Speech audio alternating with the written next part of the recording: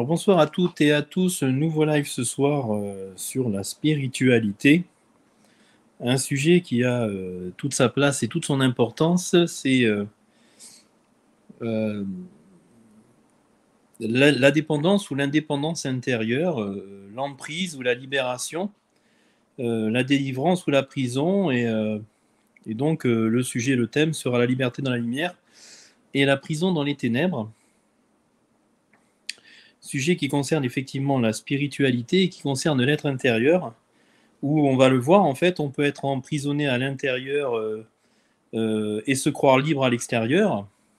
On peut être emprisonné à l'extérieur et se penser libre à l'intérieur, ou être libre à l'intérieur.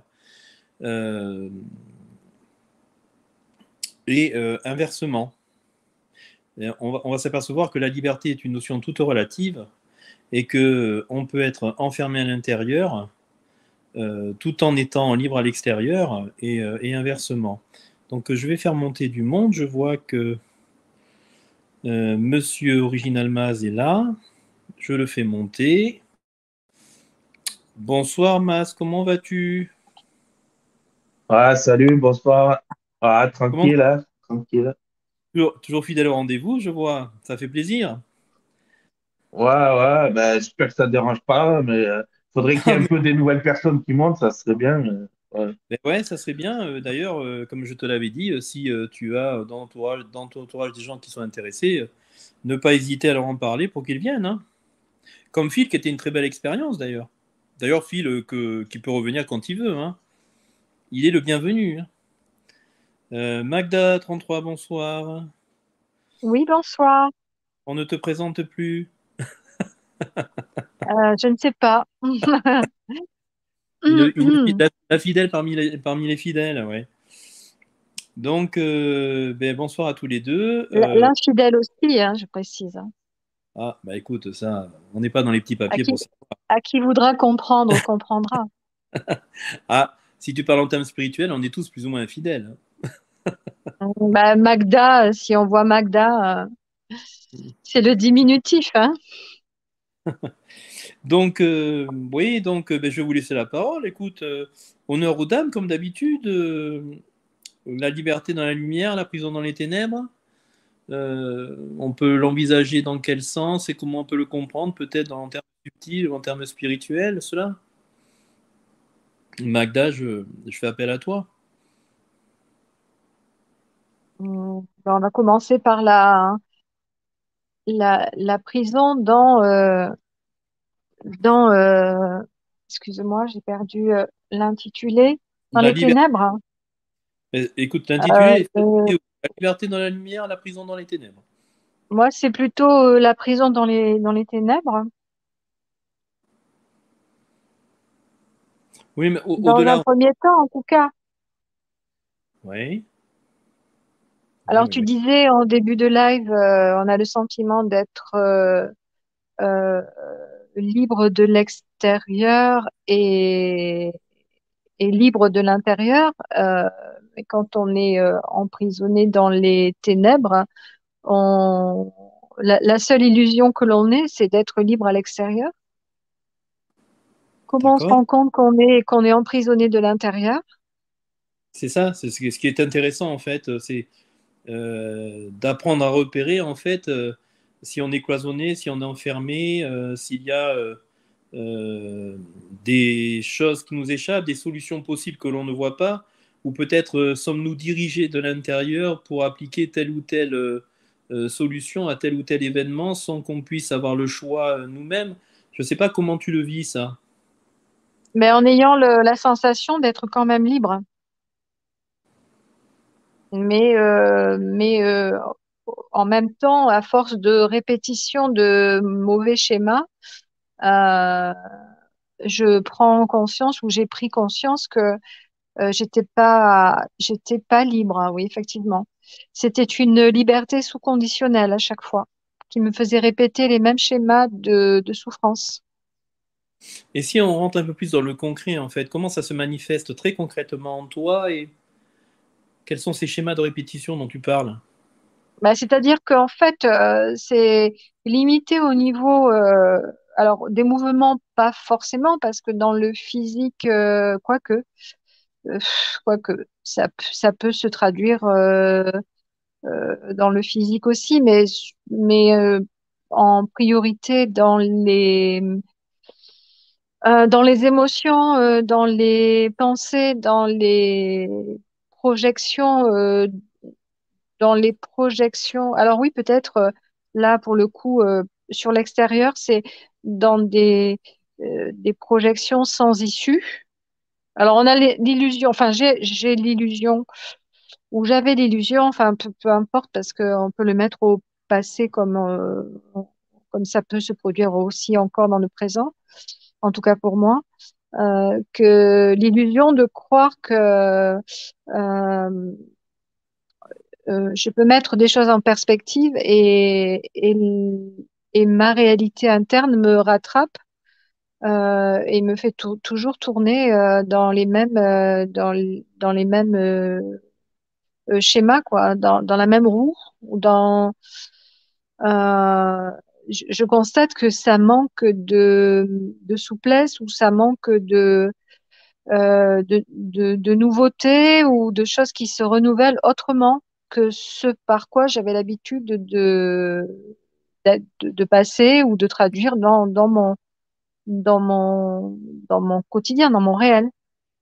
Oui, donc finalement, si je comprends bien, à chaque situation qui va t'être présentée, tu vas avoir une réponse Oui, automatique qui ne oui, va pas dépendre de ton propre choix, mais qui va dépendre de ce que ta pensée te transmet en termes d'influence énergétique, c'est ça? c'est ça. C'est que c'est comme une pseudo, l'illusion de la liberté dans oui, pseudo-liberté. Et en réalité, ça se traduit toujours par les mêmes manifestations sans, avec très peu de variations ou très peu de teintes sur la palette. Oui, finalement, c'est une situation comme si tu n'avais pas le choix et que Voilà. c'était quelque chose qui était préformaté. Et à chaque fois que tu vas rencontrer cette situation, tu vas utiliser la même réponse.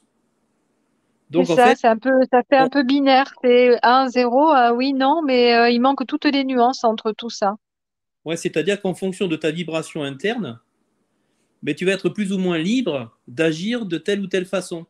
Où tu vas avoir plusieurs possibilités qui vont apparaître et tu vas pouvoir choisir parmi ces possibilités ou pas. C'est-à-dire que plus ta vibration est basse, et plus c'est cette vibration basse qui te contrôle et qui t'enlève tout choix. Et qui elle-même Oui, le chant, oui, et qui elle-même va t'orienter vers ce qui alimente cette vibration basse. c'est ça. Le champ des possibles est dans l'imaginaire, mais dans la réalité, ce champ est très, très, très restreint, oui. Et le pernicieux, c'est qu'on ne s'en aperçoit même pas. Non. C'est que c'est induit en nous à l'intérieur, ça se manifeste à l'extérieur, c'est toujours la même chose. Il y a comme une répétition qui se fait, il y a comme des chemins qui se créent intérieurs, et à chaque situation, une seule réponse possible. À chaque situation, pas d'autre choix possible. C'est-à-dire, c'est toujours ce même chemin qui s'active. C'est en ça, finalement, qu'on crée des barreaux à l'intérieur, comme une prison, comme des chaînes à l'intérieur, et on vit selon ce que l'influence énergétique veut bien nous demander de faire. Tout en se croyant libre à l'extérieur, on induit à l'intérieur la même réponse. Alors je vais passer à toi, Maz. Comment ça se traduit pour toi, cette histoire? Ouais, ben, moi, je dirais que la prison, c'est le passé et le futur. Ouais, Et quand on arrive à être dans l'instant présent, on a moins on s'échappe un peu de la prison, en fait. ouais, ouais, totalement C'est d'accord. Quand tu nous amènes sur parce que autre chose, c'est exactement ça, oui. Et je suis d'accord avec toi aussi, oui. parce que quand on ressasse, on angoisse, on ressasse le passé, ou sinon on a peur pour le futur, et c'est là on n'est pas bien, quoi. C'est là Mais de toute on façon, est emprisonné. c'est-à-dire que c'est comme si tu avais une énergie à l'intérieur de toi qui correspond au passé, et cette énergie à l'intérieur de toi, elle va te refaire vivre au présent ton passé. Donc Ouais, ton voilà, et ça me passé, gâche le présent, quoi. c'est ça te gâche le présent et ça fait comme une roue infernale où tu n'arrives pas à te délivrer de ton passé et c'est ton passé qui va complètement envahir ton présent. Et donc, tu as Ouais, l'impression de vivre au passé et non au présent. Et ça aussi, effectivement, c'est une chaîne et une prison. Se libérer finalement de ce poids du passé, cette énergie du passé, qui est concrète, hein, puisque notre passé, il y a souvent des épreuves, des souffrances, des choses qu'on n'a pas dépassées, des deuils qu'on n'a pas dépassés, des complexes, des attachements, tout ce qui va créer finalement une énergie sombre, un égrégore sombre, qui est une réalité, une conscience à l'intérieur de nous, et qui va venir prendre la place du présent, dans le sens où on va ne faire que y penser. Et donc, on ne peut pas construire le présent, on ne peut pas vivre au présent, on ne peut pas être réellement là à l'instant présent, parce que ce passé va être réactivé en permanence, et on va vivre ce passé de façon permanente. Et en faisant cela, on génère des énergies sombres autour de nous, et finalement, cette énergie sombre crée la prison autour de nous. C'est ça, Maz? ouais, et le futur, il peut faire la même chose. Si on a peur de ce qui va nous arriver, Mais vas-y, ça développe, fait. développe. Hein. Si on a trop peur je sais pas, par exemple, d'être à la rue ou de finir à la rue ou de finir, on a trop peur de ce qui va se passer, on n'est plus dans le présent non plus, on flippe, quoi. Et donc, ce qui ne te permet pas de vivre ta vie et d'agir dans le présent. Ouais, voilà, normalement, quand on est bien aligné, on se sent bien, on est dans le présent, quoi. Oui. C'est-à-dire que en projetant ton mental, en fait, en projetant quelque chose qui va être de l'ordre de l'inconnu ou qui va être quelque chose qui risque d'alimenter ta peur, dans le futur, va t'empêcher de vivre au présent pour construire ton futur. Ouais, voilà, on va pas créer le présent, quoi. On Donc va être emprisonné, quoi. ouais, c'est ça. On va être emprisonné et on ne va plus vivre, effectivement. On ne va plus se laisser le droit de vivre ou d'agir pour construire le futur. On va rester statique et rien ne va se passer au présent. Ouais, Ouais, c'est deux champs intéressants. Et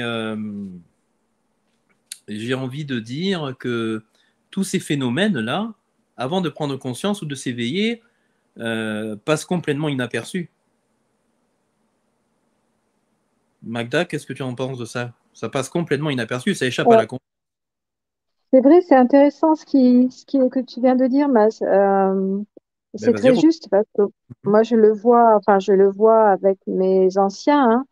Alors, c'est pas forcément propre aux anciens, mais en tout cas, moi, je le constate dans ma famille. Enfin, et puis pour moi aussi, de toute façon, hein, je suis pas exempte de ça non plus. On a tendance à rendre le passé toujours présent au travers de tout ce qu'ils peuvent traduire et témoigner de leur vie, de leur vécu, sur le plan voilà, familial, travail, leurs expériences. Chez certains, c'est peut-être plus prononcé que chez d'autres. Et en même temps, on se rend compte que dans leur quotidien, ils passent à côté justement de ce qu'ils ont à vivre au présent. C'est-à-dire qu'ils sont enfermés dans des séquences passées qui les empêchent de vivre dans le présent, se projeter dans le futur. Alors, oui, je peux entendre des projections dans le futur, mais pas vraiment quand ils deviennent âgés. Non, c'est plus tourné vers le passé. Et effectivement, ça fait partie un emprisonnement parce que enfin, ça appartient, oui, au sombre, à l'ombre, parce que quand on est trop mobilisé par son passé, effectivement, on est enfermé et ce qui nous enferme, c'est évidemment pas la lumière. C'est intéressant, j'avais pas pensé à ça, mais euh, oui, c'est très juste ce que tu dis. Et puis moi aussi, je le vis. Donc, je voyais pas la prison ou la liberté dans cette dimension, mais oui, elle est très claire. En effet, elle est exprimée, puis elle est visible dans ce que les gens, dans la vie des gens qui le manifestent. Alors, moi, je pense à autre chose par rapport à la prison dans les ténèbres. Je pense à tout ce qui relève des habitudes et des réflexes, c'est-à-dire Moi aussi. toutes les choses qu'on va mettre en marche sans conscience, qui vont être habituelles, dont on ne va même pas se rendre compte, et qui va faire que à tel moment de la journée, on va faire telle chose. Et on va le faire de façon automatique, de sorte qu'on n'a plus véritablement le choix de le faire. On est dans une espèce de formatage, d'automatisme, qui nous enlève finalement toute conscience de notre propre choix. Et ça, en fait, on peut le voir dans toutes les habitudes qu'on peut avoir en tant qu'humain, hein. Déjeuner à telle heure, manger toujours la même chose au petit déjeuner, prendre le repas à telle heure, prendre le dîner à telle heure, prendre la tisane à telle heure, se coucher à telle heure, mettre en marche tout un tas d'automatismes avant de se coucher, après s'être levé, passer faire sa toilette, partir au boulot à telle heure. Tout ça, ce sont pas finalement c'est pas de l'ordre du libre arbitre, ça. C'est pas de l'ordre du choix personnel, c'est pas de l'ordre de la conscience, ça.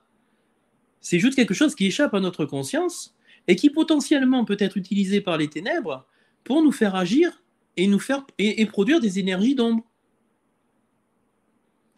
C'est-à-dire que le champ de la conscience nous échappe, on n'est plus au présent, on n'est plus conscient de ce qu'on va faire, mais on va utiliser tout un tas de chemins qui se sont greffés à l'intérieur de nous en termes d'habitudes et de réflexes et qui vont rythmer notre vie. Ça rejoint un petit peu ce que tu disais, Magda, à propos des personnes âgées. On est un peu dans, quand on vieillit, souvent, alors bien sûr, on ne va pas généraliser, mais on a tendance à peut-être partir dans la ritualisation de la vie. Finalement, c'est comme une espèce de confort où on va agir de telle façon à tel moment, comme ça on n'a plus besoin de réfléchir, on n'a plus besoin d'agir, on n'a plus besoin de faire nos propres choix. Quelque part, on perd un peu notre souveraineté et on s'en remet à une espèce de faux confort où tout est rythmé, tout est réglé et on est complètement emprisonné. C'est-à-dire qu'on va voir la personne vivre un jour et on va la voir vivre toujours. Ça te parle, ça, Maz? Ouais, ouais, ça me parle, hein. Ouais. En fait, Je peux et rebondir. c'est, ouais, ouais. Oui. L'un ou l'autre? Oui, oui, oui, Maz, excuse-moi. Si, je peux rebondir si tu te sens un peu démuni, mais sinon, vas-y, vas-y, hein. Non, vas-y, c'est OK, hein. Ok. Oui, tu parlais de ritualisation. Effectivement, j'étais en train de peut-être pousser le curseur un peu plus loin. Et au moment où tu as parlé de ritualisation, j'étais en train de, de regarder les rituels qui sont mis en place dans les religions, quelles qu'elles soient. Alors, je vais parler de la mienne, hein, forcément, puisque je suis chrétienne. Mais tu en as une? Euh, Comment? Tu en as encore une? J'en ai encore une? Oui. J'en ai encore une, quoi, religion que je pratique, c'est quoi la question? Et c'est ça la question. Est-ce que tu parles de religion? Non, Je te dis, non, non, non, non, il y a plus est-ce tout. que tu en as Non, chez encore moi, non, non, non, non, il y a plus tout ça depuis pas mal de temps, mais effectivement, l'enfermement dans les ténèbres ou la prison dans les ténèbres, elle peut se traduire aussi. Ça peut être ça peut être très subtil parce que, alors, oui, bon, alors effectivement, il peut y avoir l'église avec les rituels, la messe du dimanche, avec tous ceux qui connaissent, enfin, tous qui savent comment se déroule une messe, avec les rituels de la prise de l'hostie, etc., les différentes euh, attitudes que l'on Oui, doit avoir, bon, etc. les mimes. Les mimes. Mais en même les mimes, mais alors, pour avoir appartenu à un mouvement spirituel pendant 25 ans, effectivement, on était alors soumis, je ne sais même pas si c'est. En tout cas, il y avait une ritualisation de départ de séance, puis enfin tout un tas il y avait des mantras, mais il y avait une façon de parler même au sein du groupe. Quand un membre voulait prendre la parole, il devait lever la main. Enfin voilà, il y avait quand même des codes, des règles à respecter. Et là aussi, finalement, alors à quel moment on peut penser que c'est une discipline ou euh, une euh, mince, Un enfermement. une façon, non, non, une façon de se comporter dans la bienveillance vis-à-vis de l'autre, c'est-à-dire euh, euh, la liberté s'arrête là où celle de l'autre commence. C'est-à-dire que à un moment donné, on est obligé, quand on vit en société, en groupe, quelles que soient les activités, on est obligé de mettre en place quand même des principes ou des principes de précaution, je ne sais pas, dans le respect de l'autre.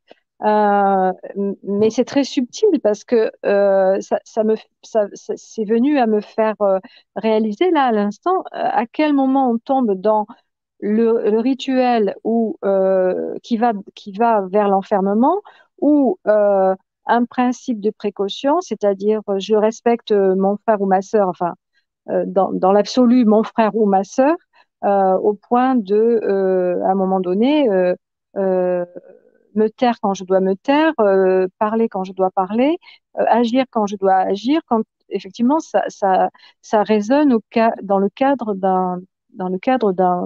d'une communauté, d'un groupe. Est-ce que c'est la lumière qui répond? Est-ce que c'est les ténèbres qui répondent? Mais, Jusqu'où on est libre? À quel moment on ne l'est plus? Enfin, c'est très subtil, hein. alors, subtil, oui et non. J'ai envie de te répondre. L'acte du rituel, il amène à la lumière ou à l'ombre? Alors, L'acte que tu l'acte du posais en tant rituel, que rituel, effectivement, c'est l'acte du repas, mécanique, hein. oui, c'est mécanique. Mais dans ce Donc, mécanisme, c'est l'ombre. tu peux créer de la lumière ou tu peux créer de l'ombre. C'est-à-dire, est-ce que ça t'enlève ton libre arbitre ou est-ce que tu te sens obligé de le faire? Est-ce que tu as choisi ou est-ce que finalement tu l'exécutes de façon inconsciente et tu n'as pas choisi, tu n'es pas souverain dans ton choix? Je ne sais pas si je réponds à ta question. Ben, moi, je l'ai choisi et au fil du temps, je me suis rendu compte que j'étais soumise, tout Non. en ayant eu l'illusion d'avoir choisi. À ce que j'ai compris de ta démonstration et de ton exemple, et peut-être que j'ai mal compris, mais à ce que j'ai compris, tu me parles en fait des règles du vivre ensemble. Oui, Mais, mais les règles du vivre ensemble, c'est pour la lumière. Quand on met en place des règles pour vivre ensemble, c'est pour que chacun s'y retrouve et que chacun se sente libre à l'intérieur de ses possibilités, du groupe. logiquement, oui. Donc là, tu es plutôt une notion de vivre ensemble, donc tu es plutôt sur une notion de lumière. Parce que s'il n'y avait pas entre guillemets, ces rituels ou ces actes que tu vas poser pour respecter l'autre, tu peux pas vivre ensemble. Oui, j'entends. Voilà.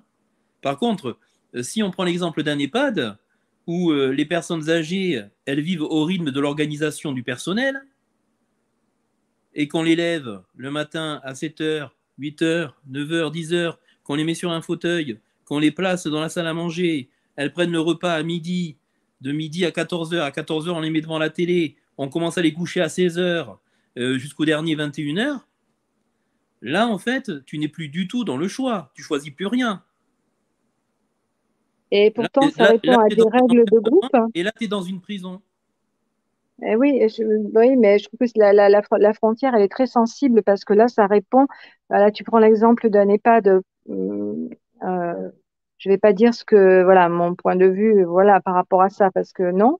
Mais effectivement, on est dans une contrainte de groupe et pour permettre à un groupe d'être homogène, eh bien, il faut bien mettre en place des contraintes. Et pourtant, on est dans du vivre J'entends, ensemble. j'entends ce que tu dis, mais ce que tu ne dis pas, c'est que l'être humain n'est pas fait pour se coucher à 16 heures. Ce que tu ne dis pas, c'est qu'il n'est pas là posé en fait comme un objet à attendre toute la journée.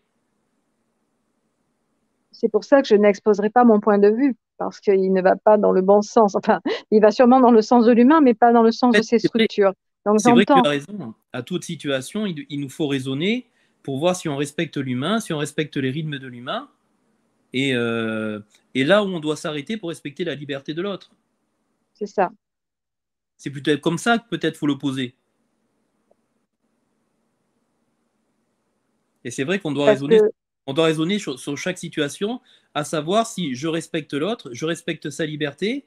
Est-ce que ma préoccupation, c'est mon organisation ou ma préoccupation, c'est de lui apporter du bien-être? Mm, mm. C'est tout. En fait, j'ai envie de dire, il n'y a peut-être pas de réponse formatée à tout ça. Il y a peut-être une Non. intelligence à apporter dans la lumière et peut-être Mm, mm. toujours avoir en tête de garder, de toujours. En fait, c'est comme si tu mettais toujours l'autre au centre du débat, au centre du problème.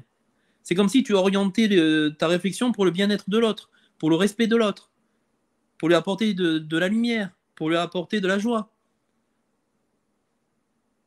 C'est une adaptation permanente, j'ai envie de dire. Alors, Mais je si on dirais, revient, oui, hmm, pardon.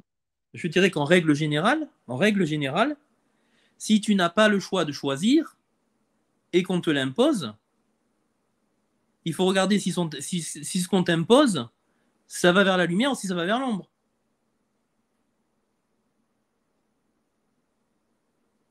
Mais en règle Ouais. générale, la lumière, elle te laisse le libre arbitre. Donc, elle te permet de choisir pour toi-même la meilleure solution parmi un panel de solutions.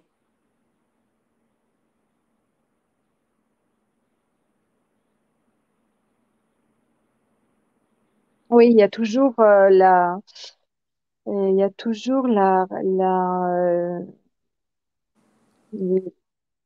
le facteur multi-possibilité Pour la lumière, oui.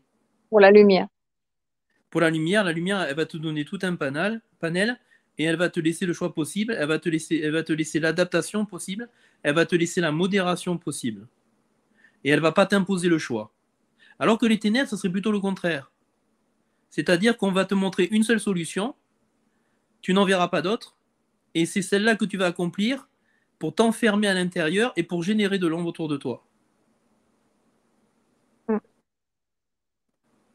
Mas, t'as des choses à dire là-dessus, toi? Comment tu vois ça? Ouais, ben moi, ça m'a tout de suite fait penser aux mesures sanitaires. Ah ouais, Et oui, en fait, vas-y, c'est intéressant.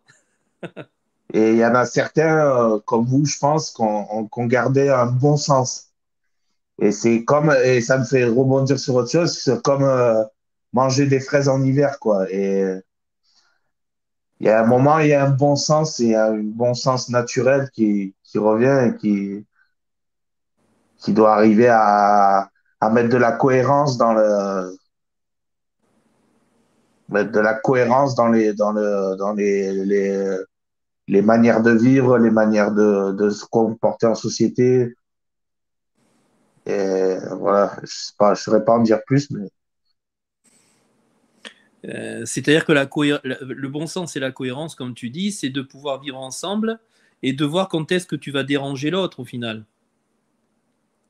C'est-à-dire à chaque situation une adaptation, à chaque situation une réflexion, à chaque situation une intelligence, et tu vas toujours avoir comme but le respect de l'autre et la priorité peut-être dans l'équilibre entre ton bien-être et le bien-être de l'autre. C'est-à-dire qu'il n'y ait pas le pas du tien par rapport à l'autre ou du sien par rapport au tien. C'est vrai que c'est un équilibre qui est C'est subtil à subtil. trouver, un ajustement, Oui, c'est un ajustement de l'intelligence, je dirais moi. ouais, ouais, ouais. On est sur l'accord du funambule, ouais. Mais toujours peut-être pour garder en vue qu'est-ce que ça va générer en fait. Est-ce qu'on est plutôt dans le champ de la lumière ou est-ce qu'on est plutôt dans le champ de l'ombre en fait? Où on va? Qu'est-ce qu'on produit en termes énergétiques? Et la question aussi, c'est est-ce que j'ai le choix d'agir comme j'agis? Est-ce que quand je vais prendre une décision, je la prends en conscience de toutes les possibilités que j'ai? Ou est-ce que finalement, je suis enfermé et je vais suivre un seul chemin qui est construit en moi et qui m'amène toujours, peut-être pas au meilleur pour moi, mais peut-être à des difficultés? Ça peut être aussi un moyen de repérer.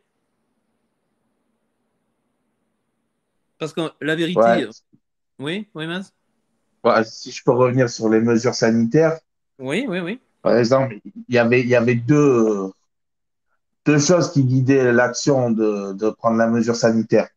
C'est soit on faisait le geste par empathie, Soit on faisait Oui, le geste par une sorte d'hypocrisie pour pas prendre une amende ou pour pas prendre. oui, Et oui. Ou alors on faisait le geste c'est parce qu'on... déjà deux, Hmm. c'est déjà deux façons de voir le truc. Oui, exactement. Et, et il faut quand même mettre une conscience sur pourquoi on le fait. Et Ouais. il y a des gens qui se sont même pas mis la conscience de se dire pourquoi je devrais faire ça, pourquoi je devrais pas le faire. Quoi. Là, c'est un très bon exemple ce que tu viens de dire. Effectivement, c'est très judicieux. Il y avait aussi dans la troisième possibilité, je le fais, mais je n'ai pas envie de le faire parce que je dois payer mes factures, parce que je dois payer mon crédit, parce que je dois payer la cantine de mes enfants. Tu vois, c'est une espèce de non-choix contraint. Mais quand tu es dans la lumière, tous ces choix doivent pouvoir t'apparaître. C'est très intéressant ce que tu dis, Mas, parce que ça illustre bien ce que je voulais dire. C'est-à-dire que quand tu es dans la lumière, ces trois choix doivent pouvoir t'apparaître et toi, tu dois pouvoir choisir parmi les trois. Et peut-être même choisir parmi celui qui représente davantage les ténèbres. C'est-à-dire que la lumière, elle te permet un choix total. Elle t'enferme pas. Elle ouvre tous les horizons possibles et même si tu te trompes, tu as la possibilité de te tromper. Alors que quand tu es enfermé dans les ténèbres,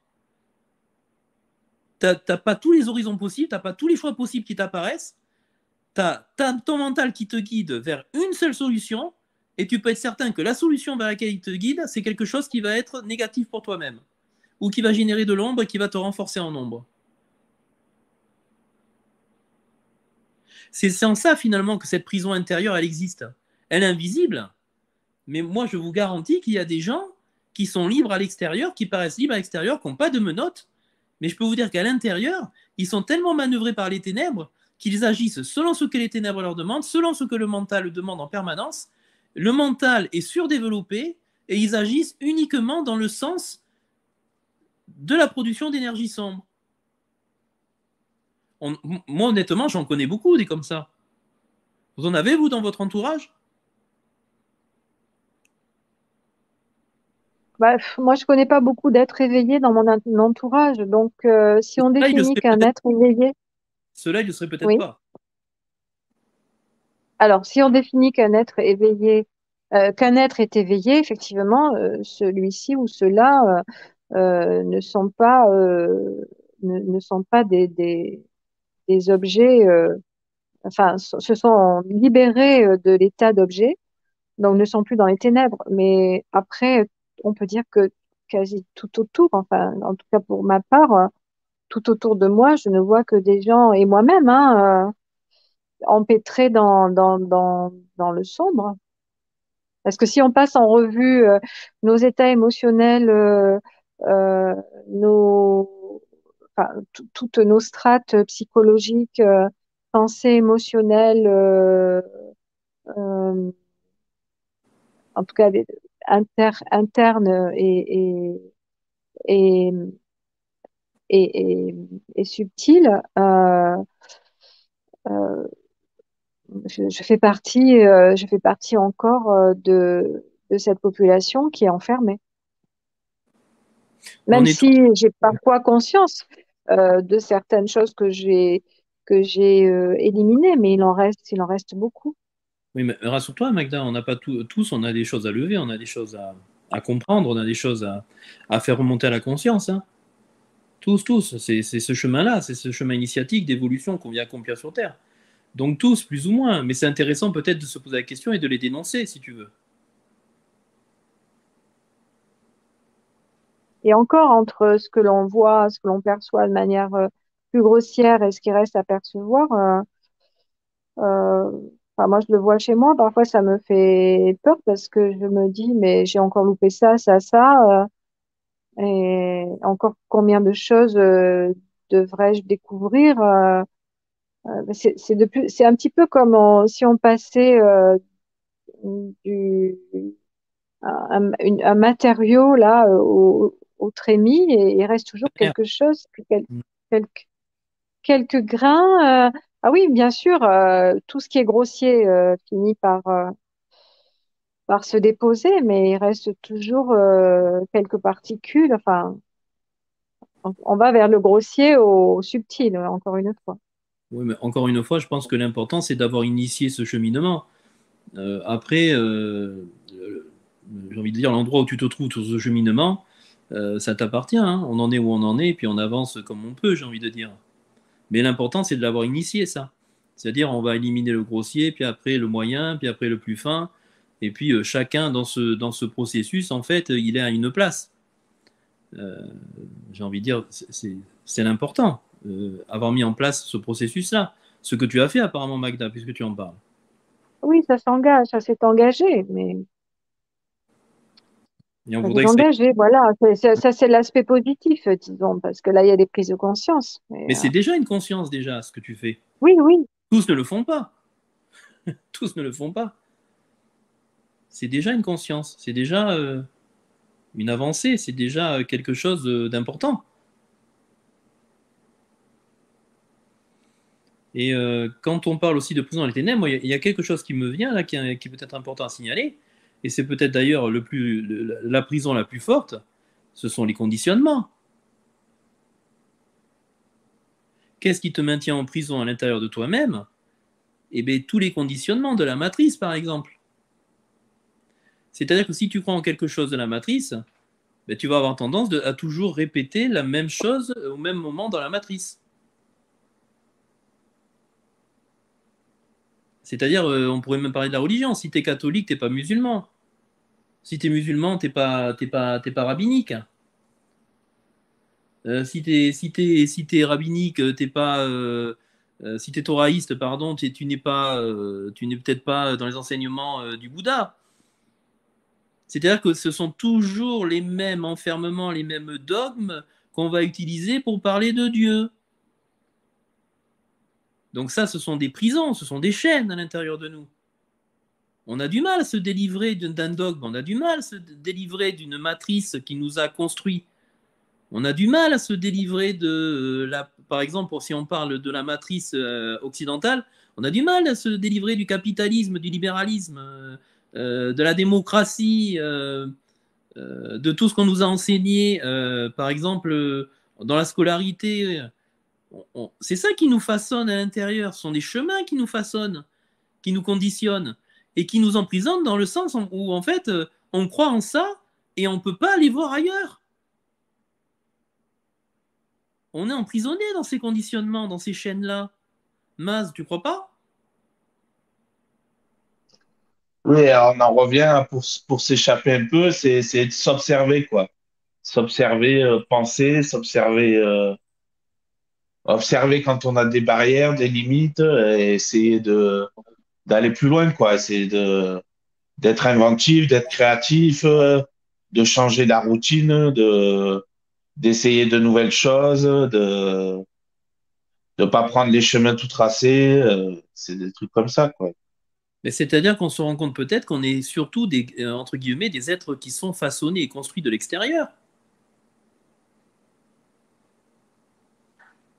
Qu'est-ce qui fait ce que nous sommes, sinon l'endroit où nous vivons, ce que nous croyons, ce que le groupe où nous vivons fait en masse, qui fait que nous sommes chrétiens, de nationalité française, que nous vivons un mode de vie à la française, que nous sommes dans un système démocratique, où nous croyons au consumérisme, au matérialisme, au libéralisme, au système politique et aux partis politiques. En fait, tout ce qui fait de nous ce qu'on est, c'est surtout tout ce qui vient de l'environnement. Est-ce qu'on est vraiment ce que nous devrions être? Moi, je pense à 100% non.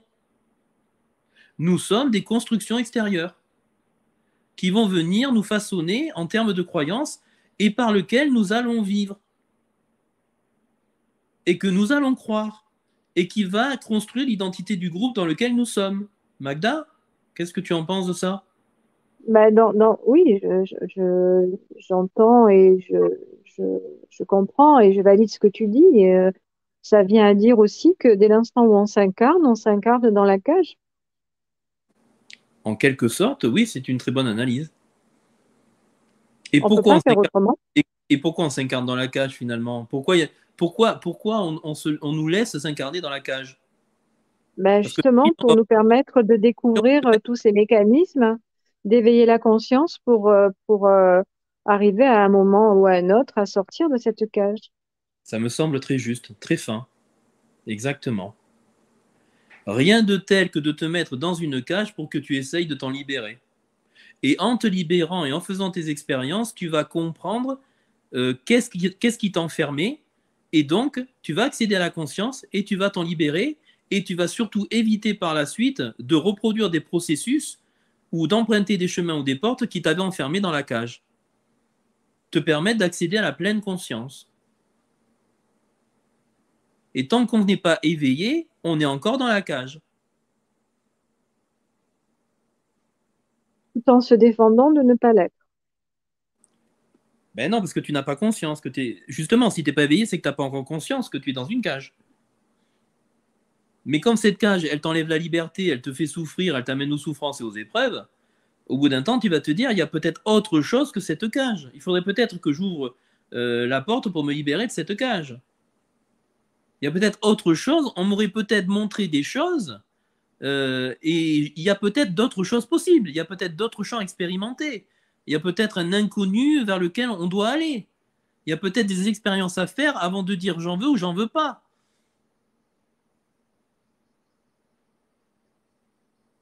Se libérer de ses chaînes, c'est aussi se libérer de sa prison et de sa cage intérieure. Et donc, c'est aussi se libérer des constructions humaines qu'on nous a imposées comme vérité, qu'on a toujours acceptées parce que nos parents vivaient dedans, nos grands-parents vivaient dedans, ils nous ont montré cet exemple-là, ils nous ont dit que le baptême, en fait, et être chrétien, ben, c'était la voie. Et nous, en fait, on n'a jamais remis rien en question, on a vécu à l'intérieur, de sorte que ça nous paraît être la seule réalité. Mais quand tu vis dans d'autres parties de la planète, ces réalités-là sont différentes. Un Asiatique, il ne va pas te dire la même chose. Un Hindou, il ne va pas te dire la même chose. Un Israélite, il ne va pas te dire la même chose. Un Algérien, il ne va pas te dire la même chose. Donc tout ça, ce sont des espèces de cages dogmatiques que tu crois vraies jusqu'au moment où tu vas t'éveiller. Et jusqu'au moment où tu vas réaliser que tout ça est aléatoire et que cela dépend uniquement de ton incarnation à l'endroit où tu es. Maz, qu'est-ce que tu en penses? Ouais, ben moi, je serais toujours pour l'OM, hein, j'arriverai pas. Je- on pourra pas me faire changer là. Ouais. Ben, tu seras toujours pour l'OM à partir du moment où tu considères. D'ailleurs, je ne sais pas ce que tu considères, pourquoi tu es pour l'OM, mais tu seras pour l'OM parce que tu as été conditionné comme ça, non? Tu serais né à Paris, tu serais peut-être pro-parisien. Qu'est-ce que tu en penses, non? Tu crois pas? Oui, mais bon, je sais pas il y a quand même, on peut se rattacher à des choses culturelles, hein. Je pense pas qu'on puisse se détacher. Après, Alors, on a le recul, on a le recul, on sait que c'est invisible ou que c'est pas, mais on peut pas se détacher de tout ce qui nous a fait, enfin, je pense pas, hein. eh ben justement, c'est très intéressant parce que là, je vais te peut-être te rapprocher d'un enseignement du Christ et peut-être le tout premier, avant même de pouvoir revenir vers le divin, c'est en fait la possibilité de se reformater, de se déformater pour se reformater. C'est-à-dire, moi je parle toujours du premier apôtre qu'il a rencontré, c'était Simon. Et quand il a rencontré Simon, le Christ il a dit, mais Simon, tu es Simon et dès ce jour tu m'as rencontré. Mais Simon, dès ce jour tu ne seras plus Simon, tu seras Pierre. Et sur cette pierre, je bâtirai mon église. C'est-à-dire, il va falloir que d'abord tu passes par la mort à toi-même, il va falloir que tu te déconditionnes, te déformates de ta culture, de tes croyances, de ta religion, de tes acquis, pour que tout cela redevienne vierge à l'intérieur et que moi je puisse t'enseigner finalement les chemins qui vont mener à Dieu, les chemins de lumière qui vont s'inscrire en toi et qui vont te ramener vers la lumière et qui vont te ramener vers le divin. Je dirais même que le Christ, c'est ce qu'il demande à tous. Non pas aux chrétiens, non pas aux musulmans, non pas aux thoraïstes, non pas aux bouddhistes, non pas aux hindouistes, à tous. Parce que si tu n'enlèves pas en toi le conditionnement qui mène aux ténèbres, tu ne pourras pas rebâtir que les chemins de lumière. Puisque ces chemins qui sont construits en toi, internes, ces conditionnements, ne pourront pas, vont venir percuter les nouveaux que tu vas essayer d'acquérir, et tu ne pourras pas complètement te renouveler dans toute la lumière. Mas, tu comprends ce que j'essaye d'expliquer?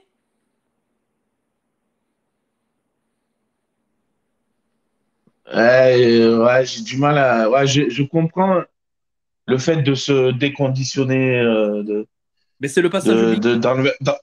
d'enlever ses schémas, d'enlever ses schémas, tout ça, mais il y a quand même une poésie dans la vie. C'est comme mon accent, j'ai pas envie de perdre mon accent, tu vois. Il y a des choses, je sais pas.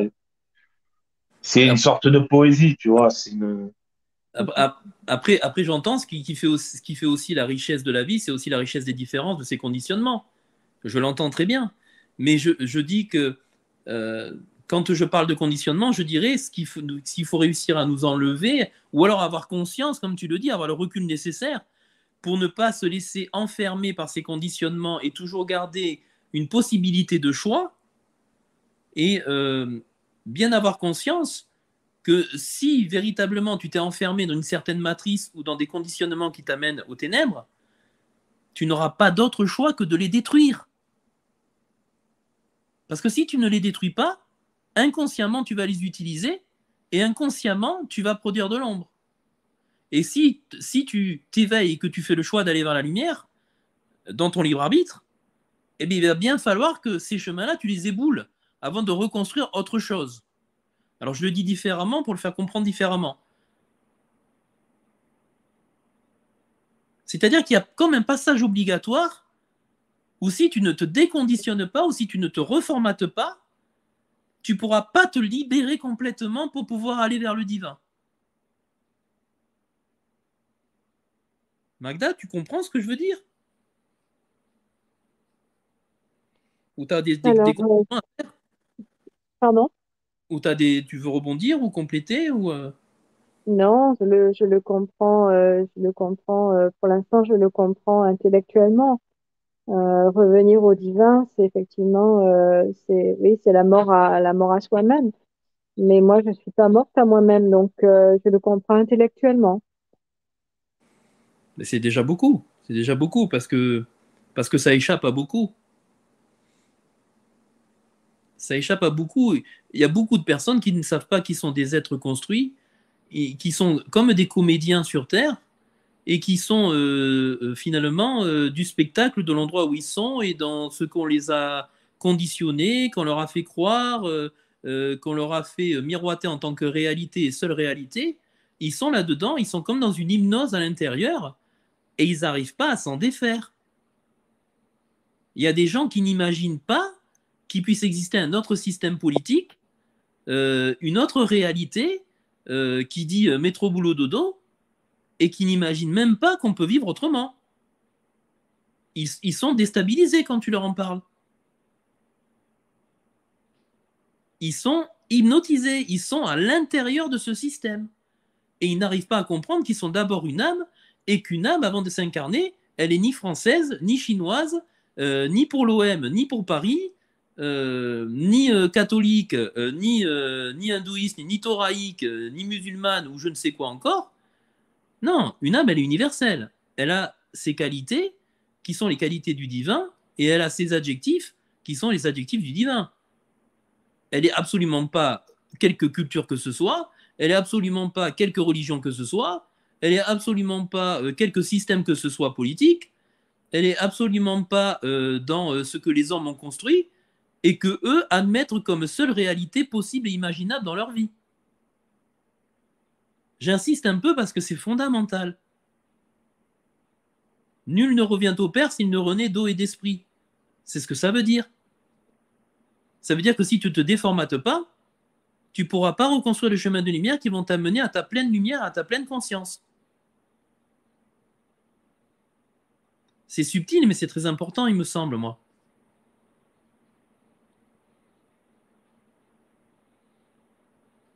Maz,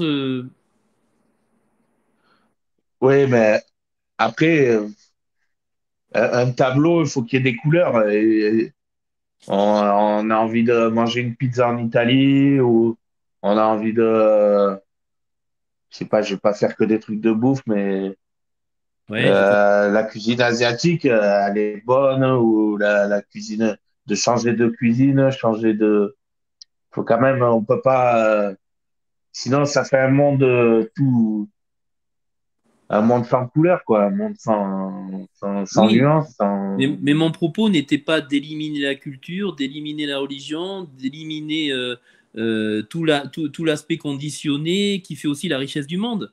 C'est pas ça mon propos. Mon propos, c'est plus d'évoquer à l'intérieur de toi ce qui, dans la matrice, va t'amener à utiliser des valeurs de ténèbres. Je ne sais pas, moi, on pourrait prendre l'exemple, en fait, de l'emprise de l'homme sur l'homme, de l'esclavage de l'homme pour enrichir l'autre homme, de malmener des hommes en entreprise, par exemple, de malmener les enfants qui sont malmenés à l'école, les personnes qui sont maltraitées dans des institutions.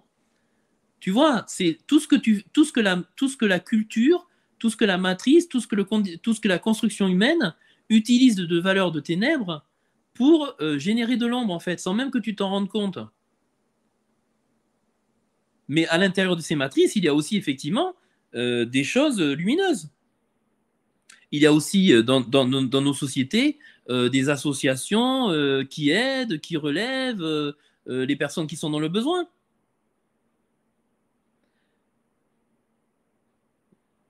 Oui, comme tu as évoqué, je sais plus dans quel live, mais tu as évoqué la parole du Christ quand il disait que il n'était pas de ce monde, mais il était dans ce monde. Euh, pour autant, ce monde-là, comme tu viens de dire, Maz, on peut pas le gommer, on peut pas gommer nos héritages, enfin, pas nos héritages, mais ce qui appartient à chaque pays dans sa culture, sa cuisine, enfin tout ce qui singularise un pays. Mais pour autant, euh, l'être éveillé est dans un autre monde tout en empruntant à ce monde terrestre, pas réel, mais terrestre. C'est-à-dire que l'être éveillé va plutôt intégrer sa dimension universelle. Donc il va se détacher des cultures, il va se détacher des religions, il va se détacher des systèmes des hommes, et il va s'attacher finalement à la vérité de la lumière, à la parole de Dieu, j'ai envie de dire, à ce que représente le divin. Il va s'attacher à toutes les qualités du divin. Il va essayer de transmuter sa part d'ombre en part de lumière le plus possible.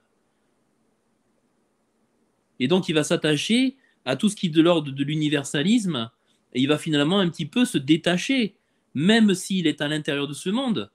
Il a toujours en tête qu'il ne vit pas selon les règles de ce monde, mais qu'il va vivre selon les règles célestes, qu'il va vivre selon les règles de la lumière. Maz, ça doit te parler parce que je sais que dans plusieurs lives, tu en as parlé de ça. ouais, ouais, ça je comprends, hein. C'est, c'est l'inspiration, mais l'inspiration cosmique, quoi. Mais Oui, en fait, on peut garder sa culture et faire avec sa culture faire passer justement le côté universel de tout ça aussi. mais c'est plus ça en fait, effectivement. C'est pas que tu vas perdre ta culture, c'est que tu vas la regarder d'en haut. C'est pas que tu vas changer, que tu vas pas être à l'intérieur de cette culture. C'est que tu vas avoir conscience que c'est quelque chose de construit. Et donc, tout en l'empruntant, tu vas la mettre à distance. Je ne sais pas si je suis clair. Tout en étant à Oui, l'intérieur, tu ne vas pas te laisser envahir par elle, de sorte que tu vas agir pour produire de l'ombre, mais tu vas toujours prendre de ce qu'il y a de bon pour essayer de construire le bon. oui, c'est comme ça que je vous ai dit que je serais toujours pour l'OM, mais je vous l'ai dit d'une forme de blague. Ouais, Oui, ça a pris la forme d'une blague. Oui, oui, oui, C'est oui. parce qu'il y a quand même un détachement. Il y a quand même, Exactement. je suis pas au premier degré. Alors, il y a autre chose qui me vient. C'est comme si ta culture avant te dirigeait, c'est-à-dire que elle influençait tes pensées, elle influençait tes actes et tes émotions. Mais quand tu vas t'éveiller, c'est toi qui vas prendre de la hauteur par rapport à la culture et tu vas emprunter d'elle que ce qui produit de la lumière. Magda, tu comprends ce que je veux dire? Oui, oui, je comprends tout à fait ce que tu dis. Tu vas avoir une autre hauteur. Tu vas pas te laisser envahir dans ta culture de ce qui te mène à l'ombre ou ce qui va produire de l'ombre. Toi, tu vas te mettre au-dessus et tu vas trier dans ta culture ce qui amène à l'ombre et ce qui amène à la lumière. Tu vas l'emprunter encore, ces cultures, mais tu vas te diriger vers des choses qui génèrent de la lumière quelque part. C'est comme si tu te mettais à dominer ta culture et c'est plus ta culture qui te demande d'agir et c'est ta culture qui, finalement, maîtrise tes pensées, tes actions. Ça, c'est un petit peu comme quand on est légataire ou enfin héritier et qu'à un moment on dit non, non merci, je suis peut-être héritier, mais j'en veux pas. Voilà, être en capacité de dire oui, c'est un héritage, mais ça m'apporte beaucoup plus d'entraves que de légèreté. Donc, dès l'instant où on voit ces deux tableaux se profiler, être en capacité de dire ça, ok, j'appartiens à ça, mais ça, non, je rejette, j'en veux pas, parce que effectivement, ça me maintient dans des mécanismes ténébreux. Ouais, c'est comme s'il y avait une forme de discernement dans tout ce que tu es et dans tout ce qui t'a constitué et construit. Oui. Et c'est quelque chose que j'ai du mal à transmettre parce que ça se construit en soi et c'est très difficile à transmettre ça. C'est comme si à l'intérieur de toi, le discernement, il se construisait en fonction de ton cheminement spirituel. C'est comme si les expériences que tu traversais faisaient ton discernement au final. Donc si tu n'as pas vécu ces expériences, pour le transmettre aux autres, c'est pas évident. Parce que si elles sont pas vécues, elles sont encore inconnues. Donc ça ne résonne pas en l'autre.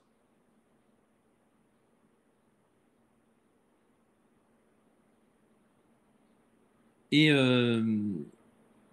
si on devait peut-être résumer et dire ça simplement, tout ce qui va venir nous enchaîner à l'intérieur, nous emprisonner à l'intérieur, nous enlever notre libre arbitre, c'est tout ce qui va relever des habitudes, des réflexes, des conditionnements. Qu'est-ce qu'on a évoqué d'autre? euh, Bah, des héritages, hein, c'est des conditionnements aussi. Ouais, les héritages des conditionnements. Euh, Mas, tu vois autre chose? Ah, après, pour moi, on a oublié le plus gros volet, hein. Eh ben vas-y, Pour vas-y, moi, vas-y. c'est les addictions, hein. Pour moi, c'est parce Ah que oui, chez moi, ça a toujours été terrible, les addictions. En fait, je suis très excessif et à tout ce que je touche, je deviens très excessif, quoi. Et j'ai eu beaucoup d'addictions, j'en ai toujours. Et pour moi, ça, c'est une prison dorée, mais c'est une grosse prison aussi, là, les addictions, quoi. Et pour moi, quand je vois le titre de l'émission, c'est le premier truc auquel je pense, quoi. Ouais, C'est- parce que ça fait partie peut-être de ton chemin, de ton parcours. C'est peut-être ça aussi qui fait que. Et oui, mais effectivement, tu as raison, les addictions. Mais ce qui peut être intéressant, c'est quels sont les process intérieurs qui mènent à l'addiction, en fait, qui te conduisent à l'addiction. Est-ce que ce sont des choses que, que tu résous pas, en fait, qui t'amènent finalement à l'addiction? Et ça peut être des traumas, des souffrances, des blessures, des dénis, des deuils pas dépassés. Je sais pas, j'imagine. Ben, en fait, moi, l'addiction, pour moi, c'est la passion, c'est le mot, la passion. Et en fait, j'ai toujours été passionné et j'ai toujours fait tout, je fais tout à l'excès, quoi, tout à fond, tout. Tu vois, comme je vais me mettre même dans la musique, maintenant je fais un peu de spirituel et je prends tout à l'excès, quoi. Je prends tout à, Mais t'es vivant, c'est comme, c'est comme si j'avais trop envie trop d'expérience. envie de vivre, en fait. Une grosse envie de vivre et une grosse envie de croquer dans le fruit, quoi. Ouais, donc pour toi, les addictions, c'est tout ce que tu vas faire de façon impulsive et dans l'excès, c'est ça? Ouais, voilà, ouais. Mais d'ailleurs, les addictions, ça peut prendre de toutes formes, hein. Parce que c'est vrai, quand on parle Ah, mais d'addiction, ça prend plein de formes, hein. Moi, ouais, ouais, ça peut exactement. prendre. Et c'est comme les lubies, quoi. Je peux avoir des lubies aussi. Pendant une semaine, je vais faire la même chose. Je vais aller jusqu'au bout. J'essaie d'aller au bout de chaque chose, quoi. Et de comprendre par moi-même que c'est mal ou que c'est pas ce qui me convient. Mais je vais toujours au bout du truc, quoi. À fond dans le. Ah, j'ai une devise, c'est à fond de fond, c'est toujours à fond, quoi. Toujours au maximum toujours dans la passion et dans l'excès, quoi. Ouais, et d'ailleurs, les addictions, on peut aussi citer tous ceux qui collectionnent, c'est une forme d'addiction. Ouais, moi j'en ai eu plusieurs, hein. Je les collectionne, hein. Ouais, moi je les collectionne, les addictions, hein. Je peux... Fumer, c'est une addiction. Se droguer, c'est une addiction. Euh, ceux qui collectionnent tous les albums, qui vont voir tous les spectacles du même artiste, c'est une forme d'addiction. C'est vrai, ça peut prendre toutes des formes, les addictions. T'en vois d'autres, toi, Magda, addiction? Les addictions à la sexualité aussi. Bah, tout ce qui prend la forme de passion, ce qui est passionnel, quels que soient les domaines, quels que soient les, les, Mais tout ce qui te rend enfin, dépendant de quelque chose, hein. c'est ça, les substances, euh, Et c'est ça, c'est ça tout ce qui va prend te rendre dépendant. plein de formes, ouais. Ouais. Oui, c'est-à-dire tout ce qui te domine et qui t'empêche de raisonner, qui t'ôte ton libre arbitre dans la pensée, qui va apporter des émotions de manque, de basse, et qui vont induire un comportement qui va être répétitif et excessif. C'est ça, on peut dire. Bah, le travail peut être une addiction aussi, hein. C'est la perte de contrôle de toi-même. C'est ça qu'on peut définir comme prison aussi. C'est-à-dire, c'est cette addiction qui va prendre le contrôle de toi-même. C'est plus toi qui as le contrôle des choses de l'addiction. Elles vont t'emporter, elles vont te gérer, elles vont t'amener à l'excès, c'est ce qui va te rendre peut-être malade, ou qui va te plonger dans un burn-out, ou dans une dépression. Euh, c'est tout ce qui enlève le contrôle finalement de soi-même, la maîtrise de soi-même. C'est tout ce qui va te dominer, et finalement, c'est tout ce que toi, tu ne domines plus, les addictions. C'est un peu ça, Maz. Oui, mais par contre, moi, tu vois, je peux être très prolifique. Parce que comme je suis passionné et comme je fais les choses, je vais au bout des choses.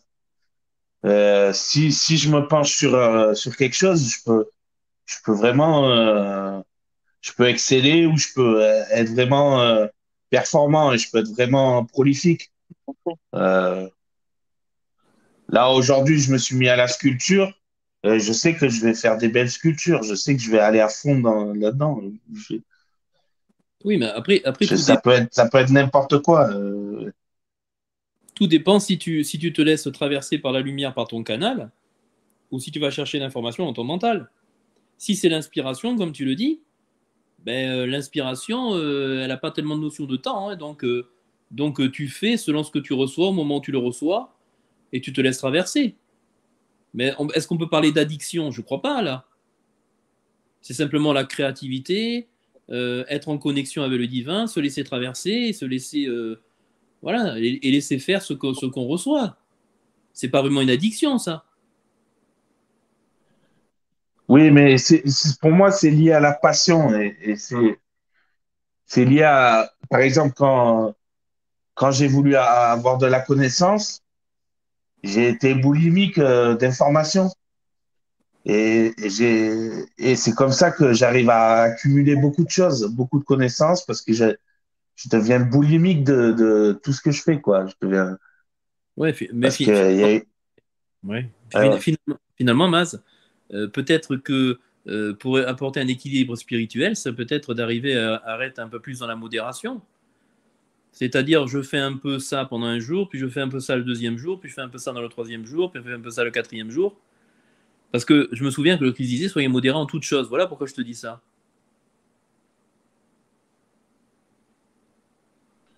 ouais, je sais, mais même ça, je commence à arriver je commence à savoir vivre avec ça aussi. Ouais, tu le gères de mieux en mieux au J'a- fur et à mesure que la vie passe, quoi. ouais, ouais, j'arrive à mieux, parce que déjà, voilà, parce que déjà, je me suis observé et je sais que c'est lié à la passion, je sais que c'est lié à, je sais que je suis comme ça et je me connais mieux et j'en joue presque, quoi. Je sais pas quoi. Ouais, non, non, mais je comprends ce que tu essaies de transmettre, c'est subtil, je comprends. Mais après, c'est vrai aussi qu'on a beaucoup parlé de la prison dans les ténèbres à l'intérieur, mais qu'est-ce que pourrait être la prison à l'extérieur, en fait, finalement? Mis à part, bien sûr, effectivement, l'emprisonnement physique carcéral, ça, on n'en parle pas, ça, c'est évident. Mais quelles sont les autres chaînes extérieures qui nous maintiennent en prison? Vous avez des idées? Moi, pour moi, la voiture, c'était, là, maintenant, j'ai plus de voiture. Et en fait, la voiture, pour moi, c'était la prison parce que elle ne me servait qu'à aller bosser. Et je bossais pour payer ma voiture et je prenais ma voiture pour aller bosser. En fait, c'était un cercle infernal. Et je sais pas, la voiture, ça peut être. Pourtant, on dit que c'est la liberté, mais moi, je crois pas du tout que ce soit la liberté, la voiture, en fait. Oui, tout dépend de ta situation et ton rapport à, hein. Et toi, Magda, tu vois quelque chose Il se de l'extérieur, manifeste à l'extérieur? oui, qui se manifeste à l'extérieur en tant que prison, Bah, en tant disons que que chaîne de prison.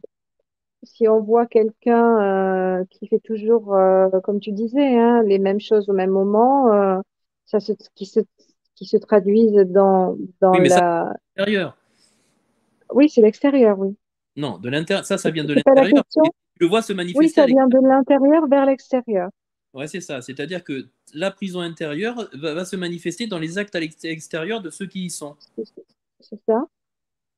Mais moi, je pensais plutôt, finalement, quand je parle de prison extérieure, je pensais plutôt aux règles sociétales, qui sont Ah, pas d'accord. forcément, en fait, en conformité avec les règles du divin. C'est-à-dire que parfois, les règles sociétales vont aller au-delà, t'ôter davantage de liberté que le divin, finalement, lui t'octroie. Le divin, lui, te dit, allez libre dans le monde et faites des disciples. Il disait le Christ à la fin finalement de son règne. Euh, Regarde ce qui s'est passé pendant la crise. Regarde ce qui se passe dans les médias aujourd'hui. On essaye de nous mettre des chaînes, on nous empêche de parler parfois, on nous ôte la liberté de nous exprimer. C'est aussi une prison à l'extérieur, ça, puisque ça ne correspond pas à ce que le divin nous a donné et à la liberté qu'il nous a donnée.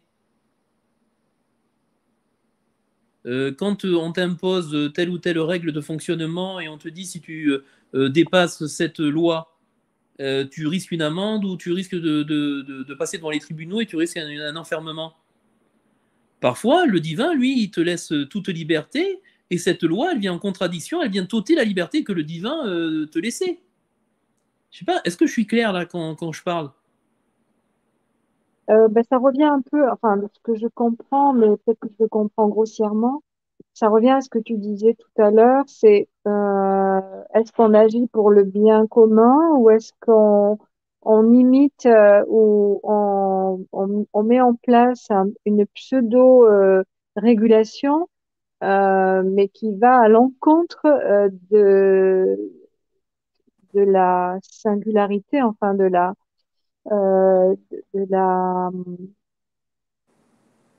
du côté, enfin de la dimension sacrée de l'homme. Est-ce que c'est ça qu'il faut regarder? Parce que là, on revient à parler des matrices, on revient à parler euh, de toutes finalement ces enfermements sous Mais couvert quand de l'extérieur, on te dit tu ne veux pas dire ce que tu veux, tu n'as pas la libre expression.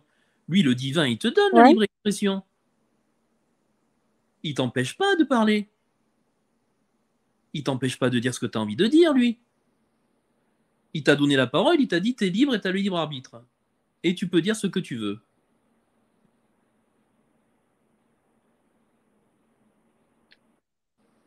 Bah, ça dépend si on est si on vit dans une société qui est orientée vers la spiritualité, ça ne peut pas exister.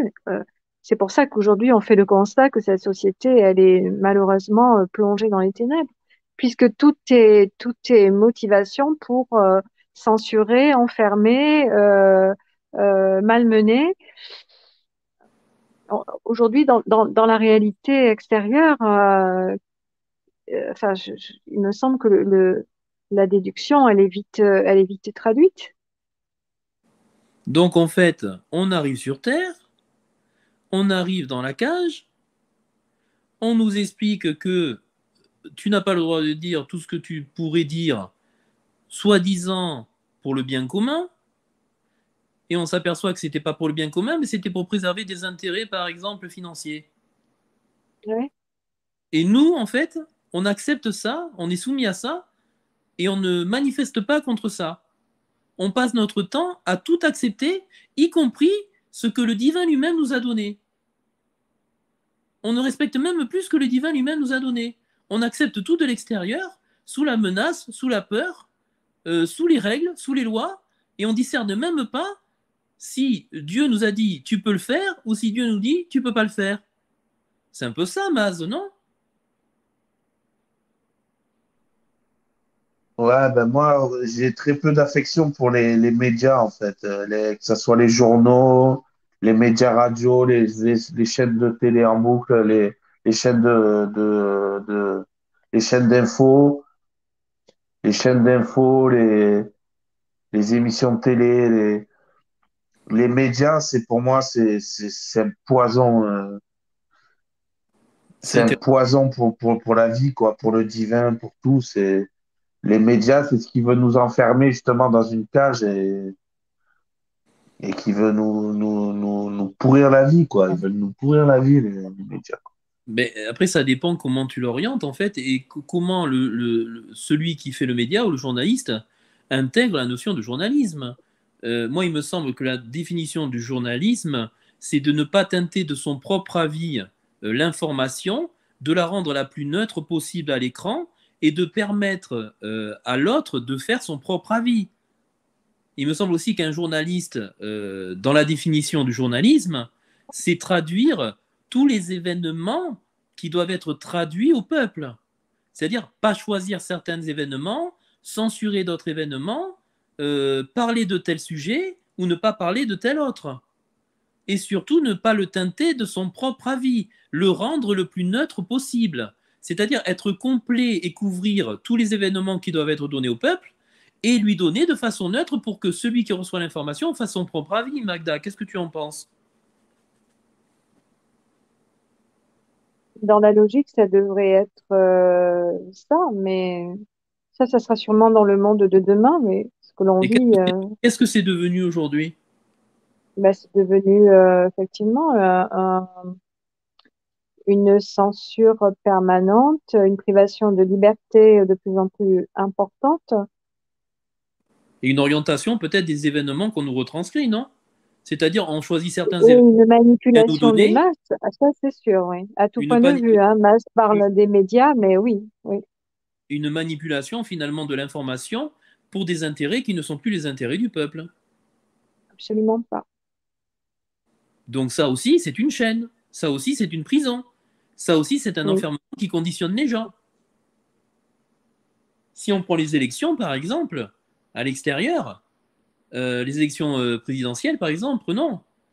Si pendant 15 jours, on t'explique que le Rassemblement national, c'est un mouvement de nazis, et que tu balances ça du matin au soir dans les télévisions, dans les radios, tu comprends bien que très peu de gens vont aller voter pour le Rassemblement national.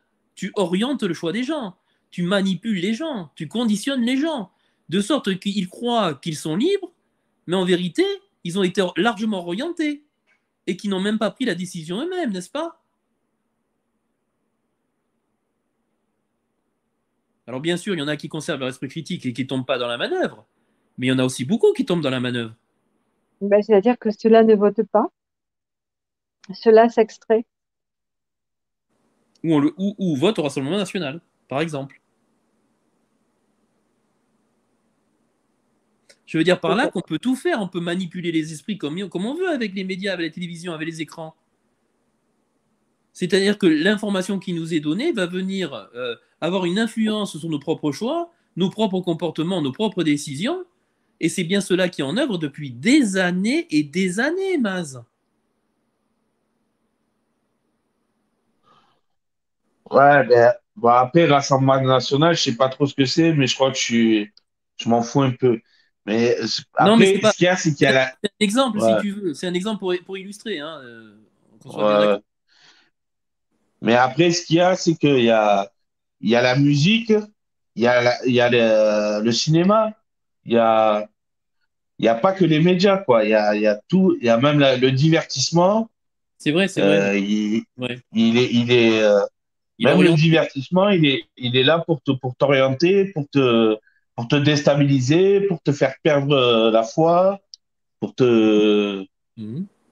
c'est vraiment, Mais c'est, tu as aussi les réseaux sociaux, hein. Les réseaux sociaux, en fait, y a certains, par exemple, si on parle de Twitter, tu as certains tweets qui ont été éliminés car ils dérangeaient. Il y a certaines informations qui ne sont pas données car elles ne vont pas dans le sens de la bien-pensance. Mais tout ça, ce sont des réalités. J'ai envie de dire que le public ait envie de l'entendre ou pas l'entendre, ou que certaines personnes aient envie de l'entendre ou pas l'entendre, on n'invente rien. Tout ça, ce sont des choses qui se passent. oui, en plus, ils veulent rendre les gens, ils veulent rendre les gens débiles, quoi. Comme quand on voit TikTok ou les shorts, ou on voit certaines chaînes YouTube ou la télé-réalité, où ils veulent abaisser le niveau mental des gens. Ouais, c'est-à-dire qu'on se rend compte que tout ça est fait dans un sens, c'est emprisonner l'humain dans ses caractéristiques animales et l'empêcher d'évoluer vers une forme de noblesse divine.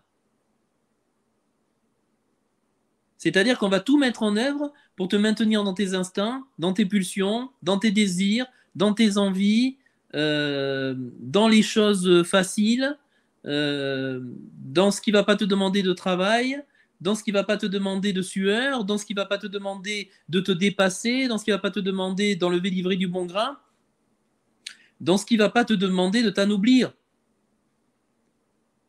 On va chercher la dégradation de l'humain et on ne va pas chercher à le rendre encore plus humain, encore plus lumineux.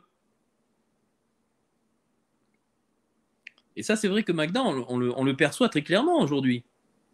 Ben, c'est sous toutes ces formes de nourriture. Le constat que l'on peut en faire, c'est que on est intoxiqué, on est intoxiqué en permanence de tous les côtés par toutes ces sources-là. C'est comme la nourriture physique. On pourrait en parler aussi.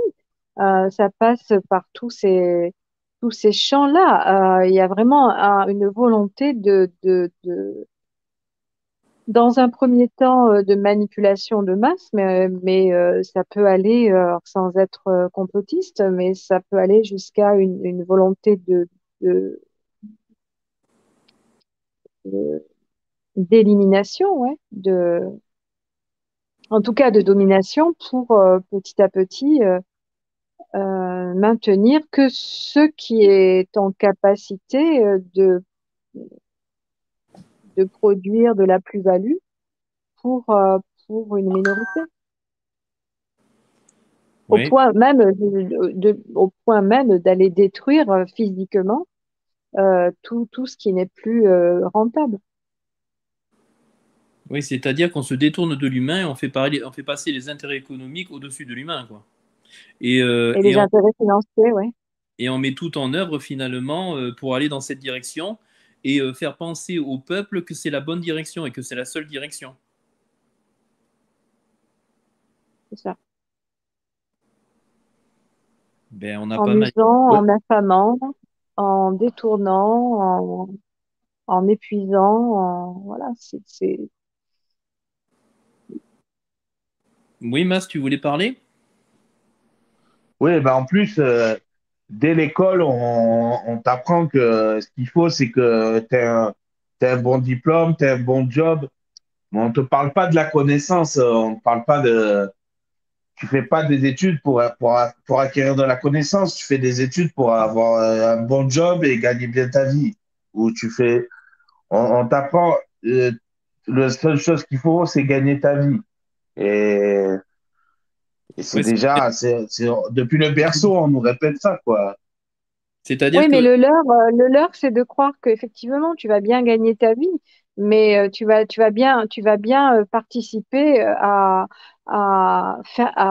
comment, à être super rentable pour les strates supérieures, tu vois, dans la hiérarchie. oui, en fait, j'ai toujours tendance à dire que nous vivons dans un esclavagisme consenti moderne. Voilà. C'est-à-dire que certaines personnes utilisent l'énergie d'autres personnes pour s'enrichir, et toi, ils vont te donner la possibilité d'avoir un minimum de confort pour que tu continues à travailler pour eux. On pourrait résumer la situation comme ça, non?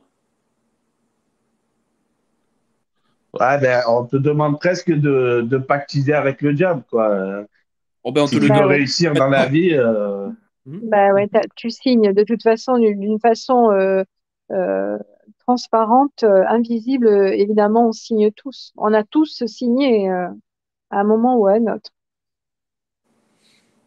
Et c'est vrai que ce thème-là, quand je l'ai proposé, en fait, j'étais beaucoup plus limité dans mes arguments, puis au fur et à mesure qu'on discute tous les trois, il y a plein de choses en fait qui rejoignent ce thème et auxquelles je ne pensais pas du tout.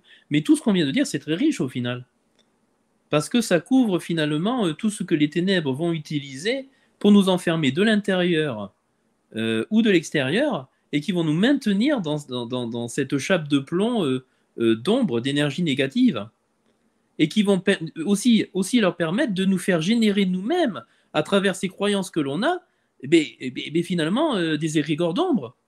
Et quelque part, euh, on génère des égrégores d'ombre, ils induisent la chose, ils nous formatent dans quelque chose pour que nous-mêmes, nous produisions moins de lumière ou nous n'arrivions pas à nous relier dans notre lumière totale, ou nous n'arrivions pas à utiliser tout notre potentiel de lumière, mais plutôt nous limiter et finalement nous éloigner de notre âme et de notre lumière pour mieux nous exploiter et pour leur permettre de construire ce que eux ont imaginé comme société. Je sais pas, est-ce que je suis clair dans ce que je dis? Eh ben, finalement, moi, de ce que j'entends et ce que je comprends, on en est toujours à l'âge des pyramides, hein. On est toujours esclave du sommet. On est toujours, chacun amène sa pierre avec toute la sueur, la peine, la souffrance jusqu'à la mort euh, pour, euh, pour permettre au sommet de la pyramide d'avoir des vies, une vie confortable, surabondante à nos dépens, à notre, oui, c'est ça, on le paie de nos vies, Oui. Alors, de toutes je vais, nos vies, que ce soit la vie psychique, même spirituelle, puisque celle-ci, elle est anéantie, physique, ça passe par toutes les nuances de notre, de ce qui nous anime. oui, mais alors je vais me faire l'avocat du diable. Dans ce que tu dis, en fait, on est dans une organisation pyramidale, et c'est vrai que cette organisation pyramidale, dans l'histoire, quelles que soient les civilisations, tu verras que c'était toujours une organisation pyramidale.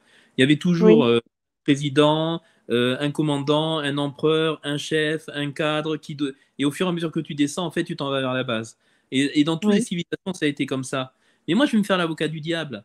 Pourquoi se priverait-il alors que nous sommes capables de nous soumettre à tout ça? Nous sommes capables de ne pas dire non à tout ça. Nous sommes capables d'alimenter tout ça. En vérité, pourquoi ont-ils le pouvoir? Parce qu'on dit oui. Parce qu'on accepte ça. Parce qu'on accepte la domination. On accepte la soumission quelque part, non? En nous C'est donnant l'illusion effectivement, par tout un tas de leviers de peur, euh, de, de- oui, d'isolement, de maladie, enfin, tout un tas de leviers qui nous empêchent d'être créateurs de nos propres vies. Mais c'est peut-être Et aussi un tu autre. as raison, c'est effectivement la base qui pourrait renverser le sommet, puisque la base est plus importante. Mais dans ce schéma d'illusion et de maintien, c'est vraiment, c'est une grosse chimère, quoi. Et pourtant, on baigne dedans et on n'arrive pas à se réveiller de ces états-là. Et c'est vrai que c'est assez fascinant de penser qu'on est des millions et qu'on est à la base et qu'on accepte tout ce qu'ils nous demandent sans broncher.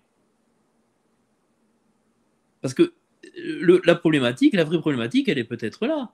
Tu vas pas empêcher les gens qui sont au sommet et qui sont noyés dans des énergies de ténèbres de vouloir te dominer, de vouloir t'exploiter. Mais toi qui es en bas, pourquoi tu acceptes cette exploitation? Pourquoi tu acceptes de signer ce contrat d'asservissement où tu vas accepter de travailler pour 1 200 € et que tu sais que ton patron, il va s'en faire 50 000 sur ton dos? Pourquoi finalement on n'a pas le courage de dire, ben, moi je veux bien travailler dans ton entreprise, mais c'est 50-50 si on n'est que deux. Si on est trois, c'est 33-33-33. Si on est 4, c'est 25-25-25. Pourquoi on accepte ça? Parce qu'on est divisé. Mais Et ils au-delà, maintiennent cette division. parce qu'ils nous affaiblissent en lumière. C'est Et en ça. nous affaiblissant en lumière, on n'est plus apte à accepter la domination de gens qui sont plus puissants dans les ténèbres. C'est aussi ça le jeu énergétique. Et je crois que c'est important de comprendre ça. Il y a ceux qui veulent imposer quelque chose et il y a ceux qui acceptent d'être dominés. Il y a ceux aussi qui acceptent d'être soumis. Il y a ceux qui acceptent de jouer dans des règles qui ne sont pas égalitaires pour soi-même. Et c'est important de se réveiller parce que tout ça, quand on est dans l'éveil, on finit par le comprendre, on finit par l'appréhender. Et finalement, qu'est-ce qui se passe quand tu t'éveilles? Mais tu n'as plus envie de jouer dans ce jeu-là, dans ces règles-là. Tu veux retrouver ta liberté, tu veux retrouver l'égalité, tu veux retrouver la justice, tu veux redonner à l'autre ses lettres de noblesse, tu veux vivre pour l'humain, tu veux vivre pour la nature, tu veux vivre pour un partage équitable des ressources. C'est aussi ça que t'apporte l'éveil à nouveau. Et donc, tu vas avoir tendance à t'extraire de cette matrice. Tu vas avoir tendance à vouloir t'extraire de ce système pyramidal parce que tu comprends qu'il est en inadéquation avec les règles du divin et avec Dieu et avec ce qu'est la lumière. Et donc, il est en inadéquation avec ce qui te fait vivre à l'intérieur. Il est en inadéquation avec ta lumière intérieure. Il est en inadéquation donc avec toi-même, puisque nous sommes d'abord esprit et âme avant d'être corps. Et l'éveil, il t'amène à prendre conscience de tout ça. Et petit à petit, il te permet de te mettre en retrait et de te mettre en lutte pour un autre monde. Non plus un monde avec un système pyramidal, mais un monde avec un système, on va dire, horizontal. Non pas vertical, mais horizontal. C'est-à-dire où tout le monde a sa place, où tout le monde a le droit d'avoir un habitat, d'avoir de quoi se nourrir, d'avoir de quoi se loger, d'avoir de quoi se vêtir. Ça, c'est la base. C'est-à-dire un système où ça serait gratuit tout ça. Et à côté de ça, euh, la liberté aux gens de faire ce qu'ils veulent. S'ils ont envie de travailler, ils travaillent. S'ils n'ont pas envie de travailler, ils ne travaillent pas. Par exemple, Maz. Ouais, ben, moi, j'étais avec des gens aujourd'hui et il commence à beaucoup se questionner, quoi, plus que d'habitude, quoi. Et il commence bah, c'est des balbutiements, quoi. Il commence à se dire la voiture diesel, la voiture électrique, la guerre, et il commence à mettre en doute, et commence à pas mal se questionner. Et je Ouais, ce pense sont, que ça va se répandre, là, pas mal. ouais, ce sont un peu des soubresauts et on a l'impression que plus on est malmené et plus ça les réveille quand même. Ouais, voilà, parce que là, ça commence à être catastrophique. Quand même un peu. Et finalement, c'est un petit peu que le début, j'ai l'impression, hein, tu vois. J'ai l'impression que ça va s'accélérer, que ça va être de plus en plus puissant. Et que ce qu'on a traversé, c'est peut-être pas encore le pire. C'est vraiment la sensation que j'ai. Alors, on a beaucoup parlé de la prison dans les ténèbres, mais on a très peu parlé de la liberté dans la lumière, finalement. D'abord, pourquoi la liberté totale dans la lumière? Parce que finalement, le champ de la lumière, il est quand même, j'ai envie de te dire, il est quand même défini, le champ de la lumière. Euh, la lumière, c'est pas les ténèbres, c'est pas la lumière. Donc, dans la lumière, il y a quand même un enclos, quand même. Il y a quand même, en fait, j'ai envie de dire, des frontières dans la lumière. Si, si tu dépasses le cadre de la lumière, tu vas tomber forcément dans ce qui est ténèbres. Et finalement, moi, dans mon titre, j'affirme la liberté dans la lumière. Donc, c'est assez étrange. La liberté dans quelque chose qui est défini. Ben, au-delà d'une certaine, tu sais, c'est un petit peu comme la chèvre de Monsieur Seguin. Au-delà d'une certaine frontière, ben, c'est sûr, euh, la liberté, c'est très contradictoire parce que effectivement, la liberté, on pourrait penser qu'elle n'a pas de limite, mais en réalité, si, elle a la limite de ne pas s'exposer aux ténèbres, c'est-à-dire ne pas tomber dans un excès qui ferait que au-delà d'un certain périmètre, enfin, je sais pas comment on peut traduire ça, au-delà d'un certain euh, d'une certaine frontière. Voilà, on dit toujours qu'il faut pas dépasser les bornes, mais on pourrait dire que la lumière, c'est des bornes à ne pas dépasser parce qu'au-delà de ces bornes, on risque effectivement de s'égarer, de se malmener jusqu'à perdre la vie. Je sais pas comment le traduire.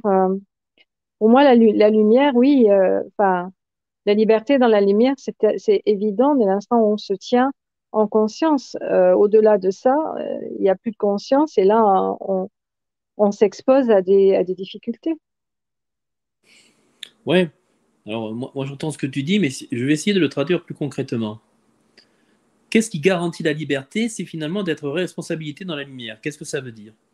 Si tu es en responsabilité de la lumière, par exemple, si tu poses un acte malhonnête, celui qui va recevoir cet acte malhonnête, il va venir réclamer son dû, il va pas se laisser faire. Oui, Donc, il va t'en vouloir. Donc, il va peut-être mettre en ben, œuvre oui. des choses pour récupérer ce que tu l'as escroqué. Ben, ça serait bien normal. Et donc, toi, ta liberté, elle s'en trouve bousculée. On va aller plus loin. Imaginons un meurtrier qui a commis donc un acte d'ombre, qui n'est pas resté dans la lumière, qui s'est égaré dans l'ombre. Hmm, Qu'est-ce qui va se passer pour le meurtrier? Il va devoir rendre des comptes à la justice. Il va être jugé. hmm. Et s'il est reconnu coupable, il va être enfermé. Donc on va lui ôter la liberté. Est-ce que je suis clair dans ce que je dis là? Est-ce que vous comprenez Oui, alors ce que je là, tu es cherche à en train de dire, démontrer? oui, là, tu es en train de dire qu'il y a interaction avec autrui, dans le Automatiquement. non-respect d'autrui. Et automatiquement, ça veut dire qu'on va t'ôter ta liberté parce que tu as dépassé les bornes avec autrui. C'est ça. Tu as empiété sur la liberté d'autrui. C'est-à-dire que si tu n'es pas en responsabilité, toi, dans tes actes, que dans des champs de lumière, eh bien, ta liberté va en être altérée.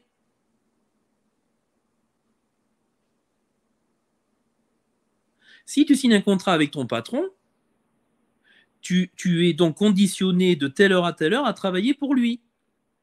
Donc de telle heure à telle heure, tu n'es plus libre. Et si tu t'octroies le droit de ne pas honorer ton contrat, tu vas avoir des sanctions.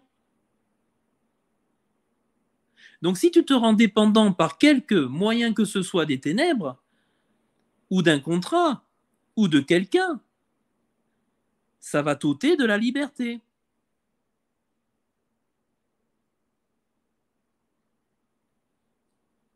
Si tu empruntes de l'argent à quelqu'un et que tu ne lui rends pas, tu risques d'avoir des ennuis judiciaires. Donc ça va venir perturber ta liberté, ta paix. Donc par quelque moyen que ce soit, nous ne devons donc rien devoir aux autres et ni créer de lien de dépendance avec les autres. Parce qu'à ce moment-là, ça va venir altérer notre liberté. Et donc pour ça, on a besoin de se construire dans la lumière pour éviter d'avoir ce champ de dépendance. Comme disait le Christ, rendez à César ce qui appartient à César. Sinon, César viendra vous réclamer son dû et vous risquez d'avoir des ennuis. Mas, c'est comme ça que tu vois, toi? Tu as d'autres exemples à donner, peut-être?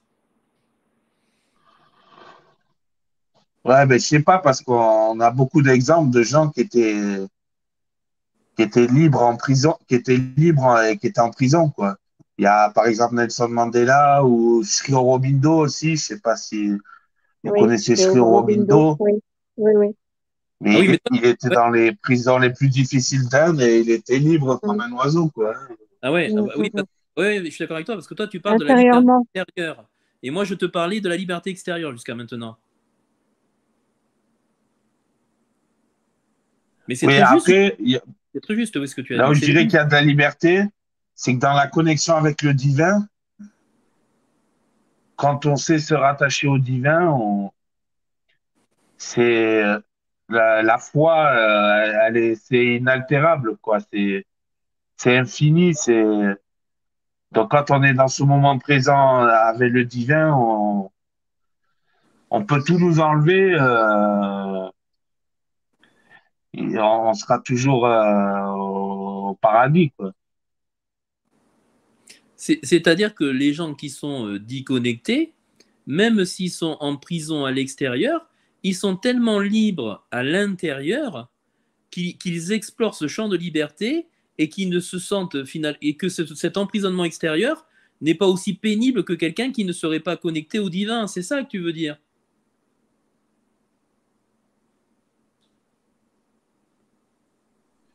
Oui, et la connexion au divin, elle suffit elle suffit à vivre, quoi. Elle offre tout. C'est, tant qu'on a ça, il y a plus d'extérieur, en fait. Il y a plus de...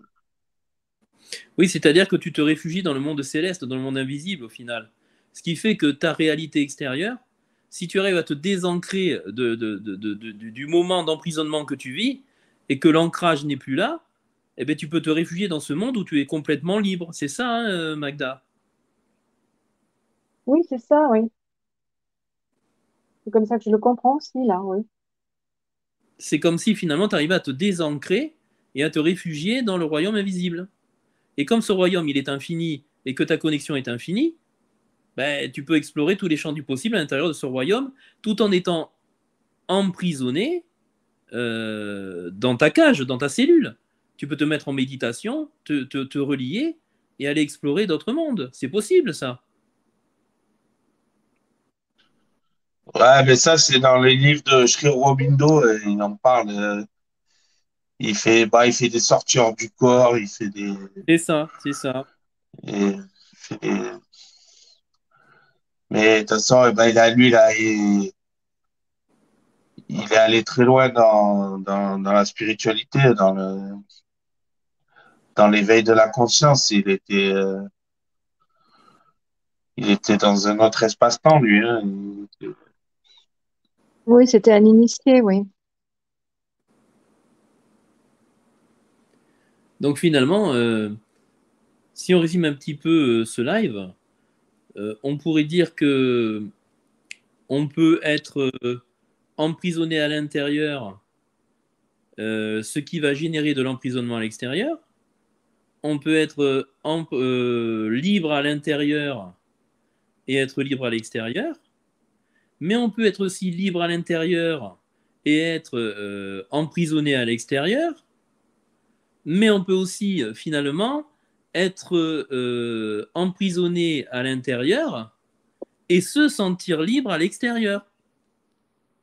C'est pas une belle conclusion, ça? C'est pas mal de combinaisons.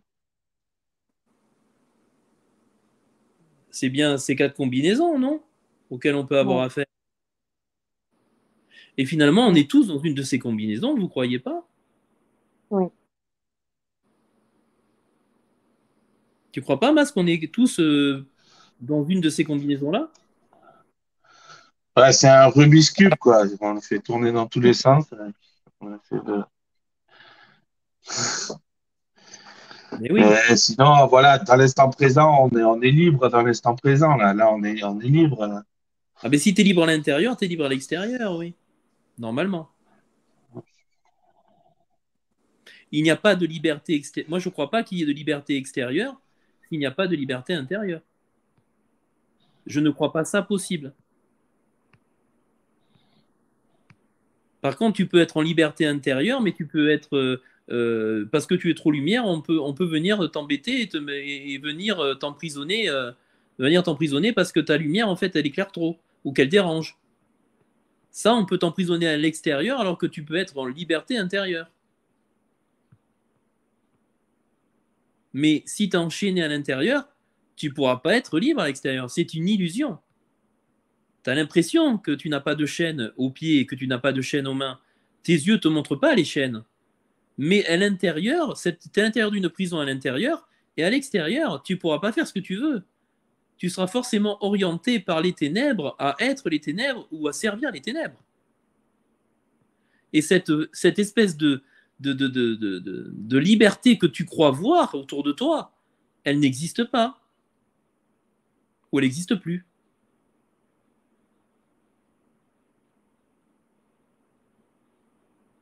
Donc pour pouvoir te libérer complètement, il va falloir te libérer intérieurement pour que ça vienne se retranscrire à l'extérieur.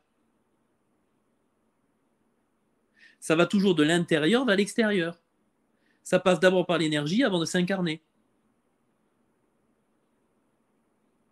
Donc si tu veux te libérer des ténèbres, il va falloir que tu commences le travail à l'intérieur pour que tu puisses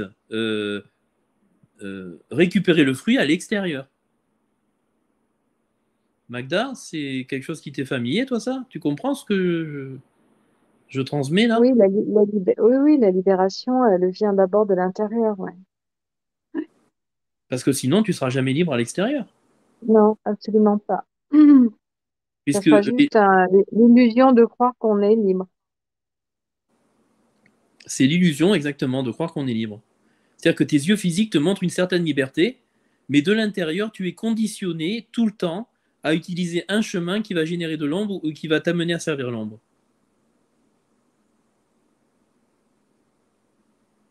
Et c'est ça qu'on appelle la délivrance, la véritable délivrance de l'être intérieur. Si tu ne t'occupes pas en fait de travailler sur ton intérieur pour le rendre plus lumineux, tu seras toujours dans des chaînes, tu seras toujours dans un mal-être, tu seras toujours dans une dépression, tu seras toujours dans une maladie, tu seras toujours dans un burn-out.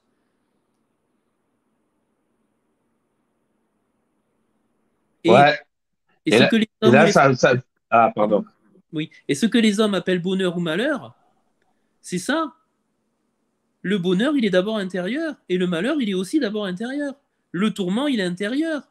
Et tu peux être dans une immense villa avec une super piscine en Guyane. Et si tu es en Chine à l'intérieur, hein, ben, tu profiteras pas de l'extérieur. Hein. Et le bonheur ressenti, il n'est pas extérieur, hein, il est intérieur. La paix ressentie, si elle n'est pas là, tu n'es que dans le tourment. Et tu as beau avoir un environnement paradisiaque, tu ne trouveras pas le bonheur. Hein. Alors, je te laisse rebondir, Maz. Ouais, ouais, c'est que ça m'a fait penser à un truc. Ça m'a fait penser à des mecs, des artisans ou quoi, qui se mettent indépendants et qui galèrent, qui font 60 heures par semaine, qui courent dans tous les sens, ils n'arrivent pas à payer leurs employés, ils ont des charges à n'en plus finir, ils s'en sortent plus. Et, et peut-être que justement, ils n'ont pas fait vraiment le travail intérieur et ils ont voulu se libérer que de l'extérieur et ils ont voulu être indépendants et ça Très leur bel, retombe un peu sur la figure, quoi. très bel exemple, très bel exemple. Et c'est vrai que c'est un exemple, et je suis certain qu'il y en a tant d'autres, tant d'autres, tant d'autres. On est formaté à toujours voir avec nos yeux, à vivre par nos yeux, à vivre par la réalité qui se présente de l'extérieur, et on en oublie complètement que notre intérieur, c'est tout un monde, et que c'est cette énergie intérieure qui régit ce qu'on va vivre à l'extérieur. On l'oublie complètement, on ne nous formate pas là-dedans, on nous éloigne de tout ça, pour nous empêcher d'exploiter notre pouvoir créateur, pour nous empêcher finalement d'aller vers notre lumière et de nous libérer et de nous faire accéder à toute notre puissance.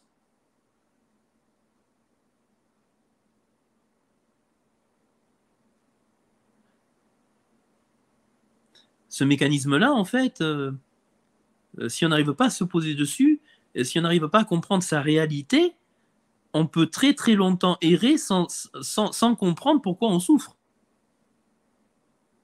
On peut très très longtemps errer sans comprendre pourquoi on est déprimé, pourquoi on fait des dépressions à répétition, pourquoi on peut faire des maladies à répétition.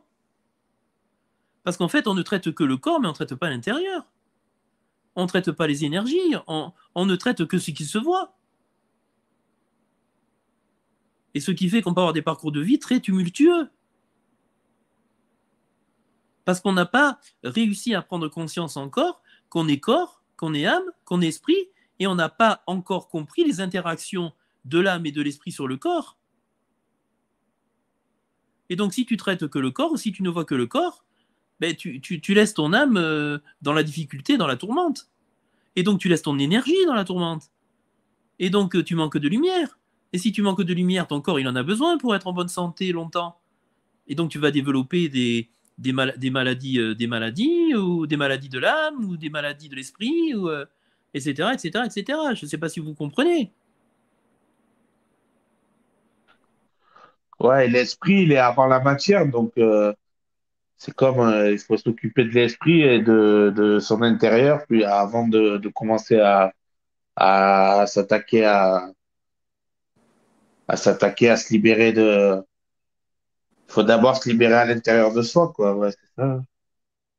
Mais c'est-à-dire que finalement, si ton corps a un symptôme, il faut que tu te demandes si ça vient pas de ton manque d'énergie, d'un problématique énergétique, d'une souffrance de ton âme, d'une problématique de ton esprit. Parce que si tu ne traites pas la cause, tu auras toujours la conséquence qui va revenir. Ton corps, il va être malade, il va reproduire la même maladie pendant un certain temps. Il va te montrer le symptôme pendant un moment. Mais si tu ne trouves pas la cause et si tu ne traites pas la cause, ben, tu vas juste en fait faire des allers de retour à l'hôpital pour soigner le corps. Et puis le symptôme va revenir et tu vas jamais traiter la cause. Il faut toujours se rappeler qu'on est, avant d'être incarné, on est âme et esprit, et que notre véritable essence originelle, et j'ai envie de dire, véritablement ce que nous sommes, c'est âme et esprit. Le corps n'est qu'un véhicule qui sert à l'incarnation. Donc si tu ne prends pas en considération le corps et l'esprit, et si tu ne prends pas la considération de ce qui est en déséquilibre dans ton âme et dans ton esprit, ben forcément, tu vas avoir des manifestations dans le corps. Et si tu ne fais traiter que le corps, ben tu vas tourner longtemps là-dedans. Hein. Et tu vas avoir des tumultes, et tu vas avoir des dépressions, et tu vas avoir des problématiques, et tu vas pas réussir à émerger, à trouver la solution.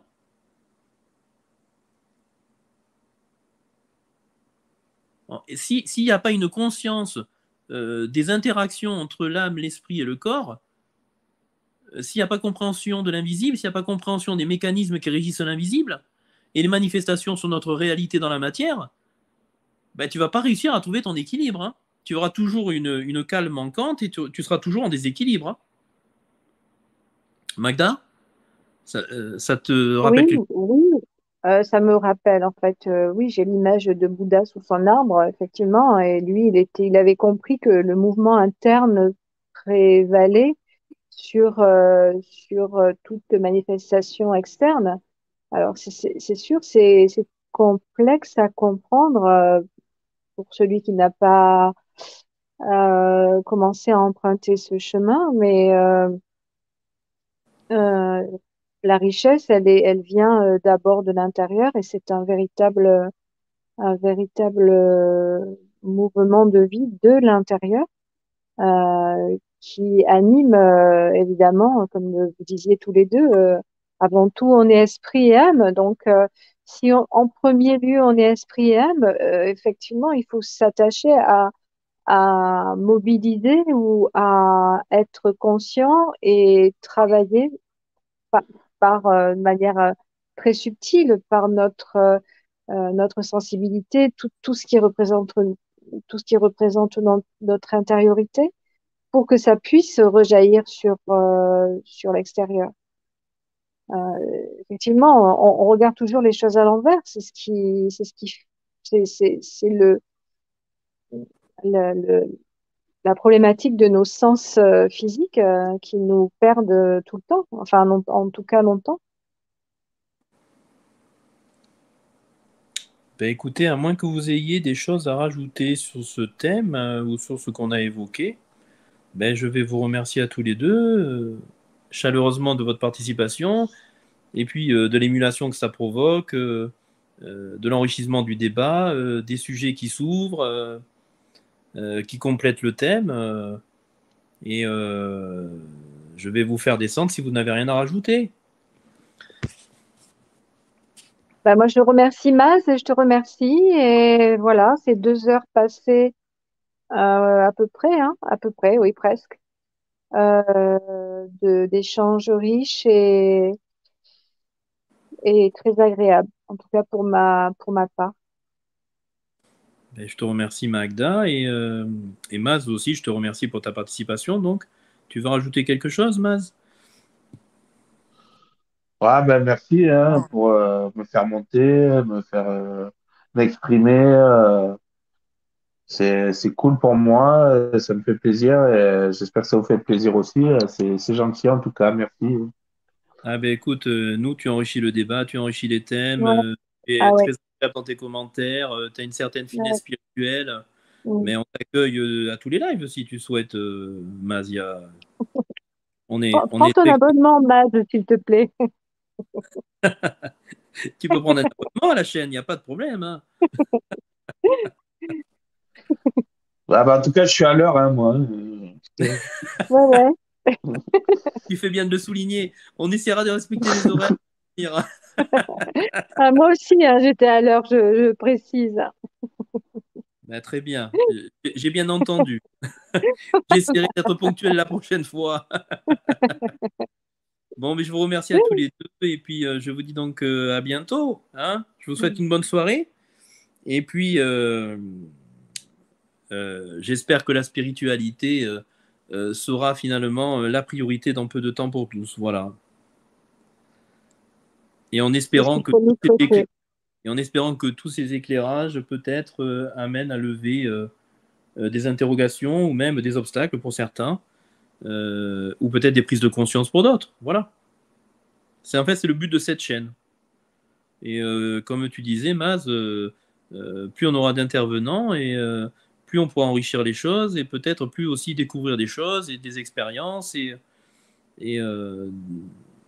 tout ce qui nous reste à explorer finalement. Alors je vous remercie, puis je vous fais descendre à tous les deux et je vous dis à bientôt. À bientôt.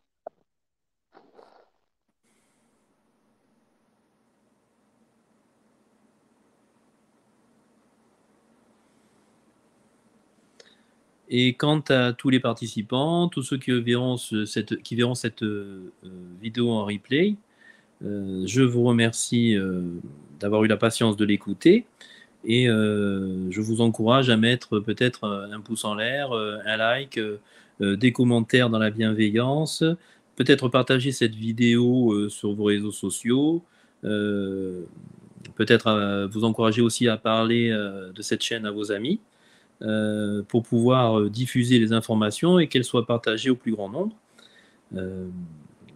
Je reste bien sûr en éveil pour d'autres sujets spirituels et je vous dis à bientôt.